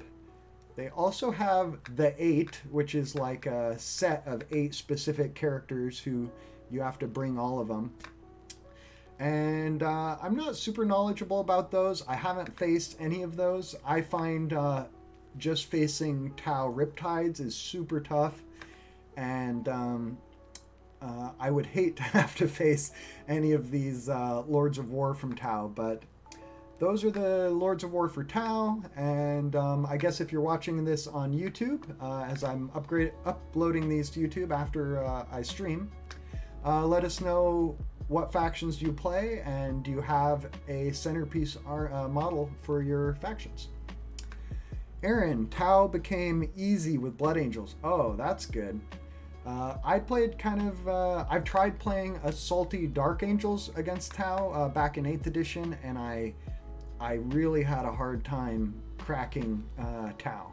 So I've heard that 9th edition really made the game harder for Tau. Haven't gotten a chance to try that out, as I was mostly playing against my, I forgot my little twin heavy bolter on here. As I was playing against my roommate's Tau, and he moved to a different city, so I haven't had a Tau player to play against recently, but hopefully one of the new members we play against on the channel may have Tau. We'll have to see. I think I was talking to someone who said he was either working on Tau or played Tau, so I think I have about maybe 10 members in a Facebook group that are local 40k players who I'm going to try and get to show up and play on the channel. And it'll be really exciting to try and get some repeat people showing up, and maybe we'll even wrap up the year with like a finals game against whoever wins the most games against me. We'll see. Aaron says, I started in 7th and always used jump units. Tau, I have always had fun playing. They're usually great, even battles, but they're an army I know how to take out every time. Yeah. I usually have kind of more shooty Dark Angels lists, and when I'm trying to outshoot Tau, it never seems to work out for me. But also, the 2 Tau players I played both in 8th and 7th edition, maybe 6th and 7th, were very smart, very good players who built very good lists. So maybe I'm just not quite on their competitive level. So I'll have to see if I can get a game against Tau. It'd be fun to see how they've changed as a faction to play against. Well, thanks for joining me, everyone. Thanks for the follows, and I will be streaming again tomorrow. I'm going to continue Dark Angels week on the channel. I'll be painting this, what's it called? Storm Talon.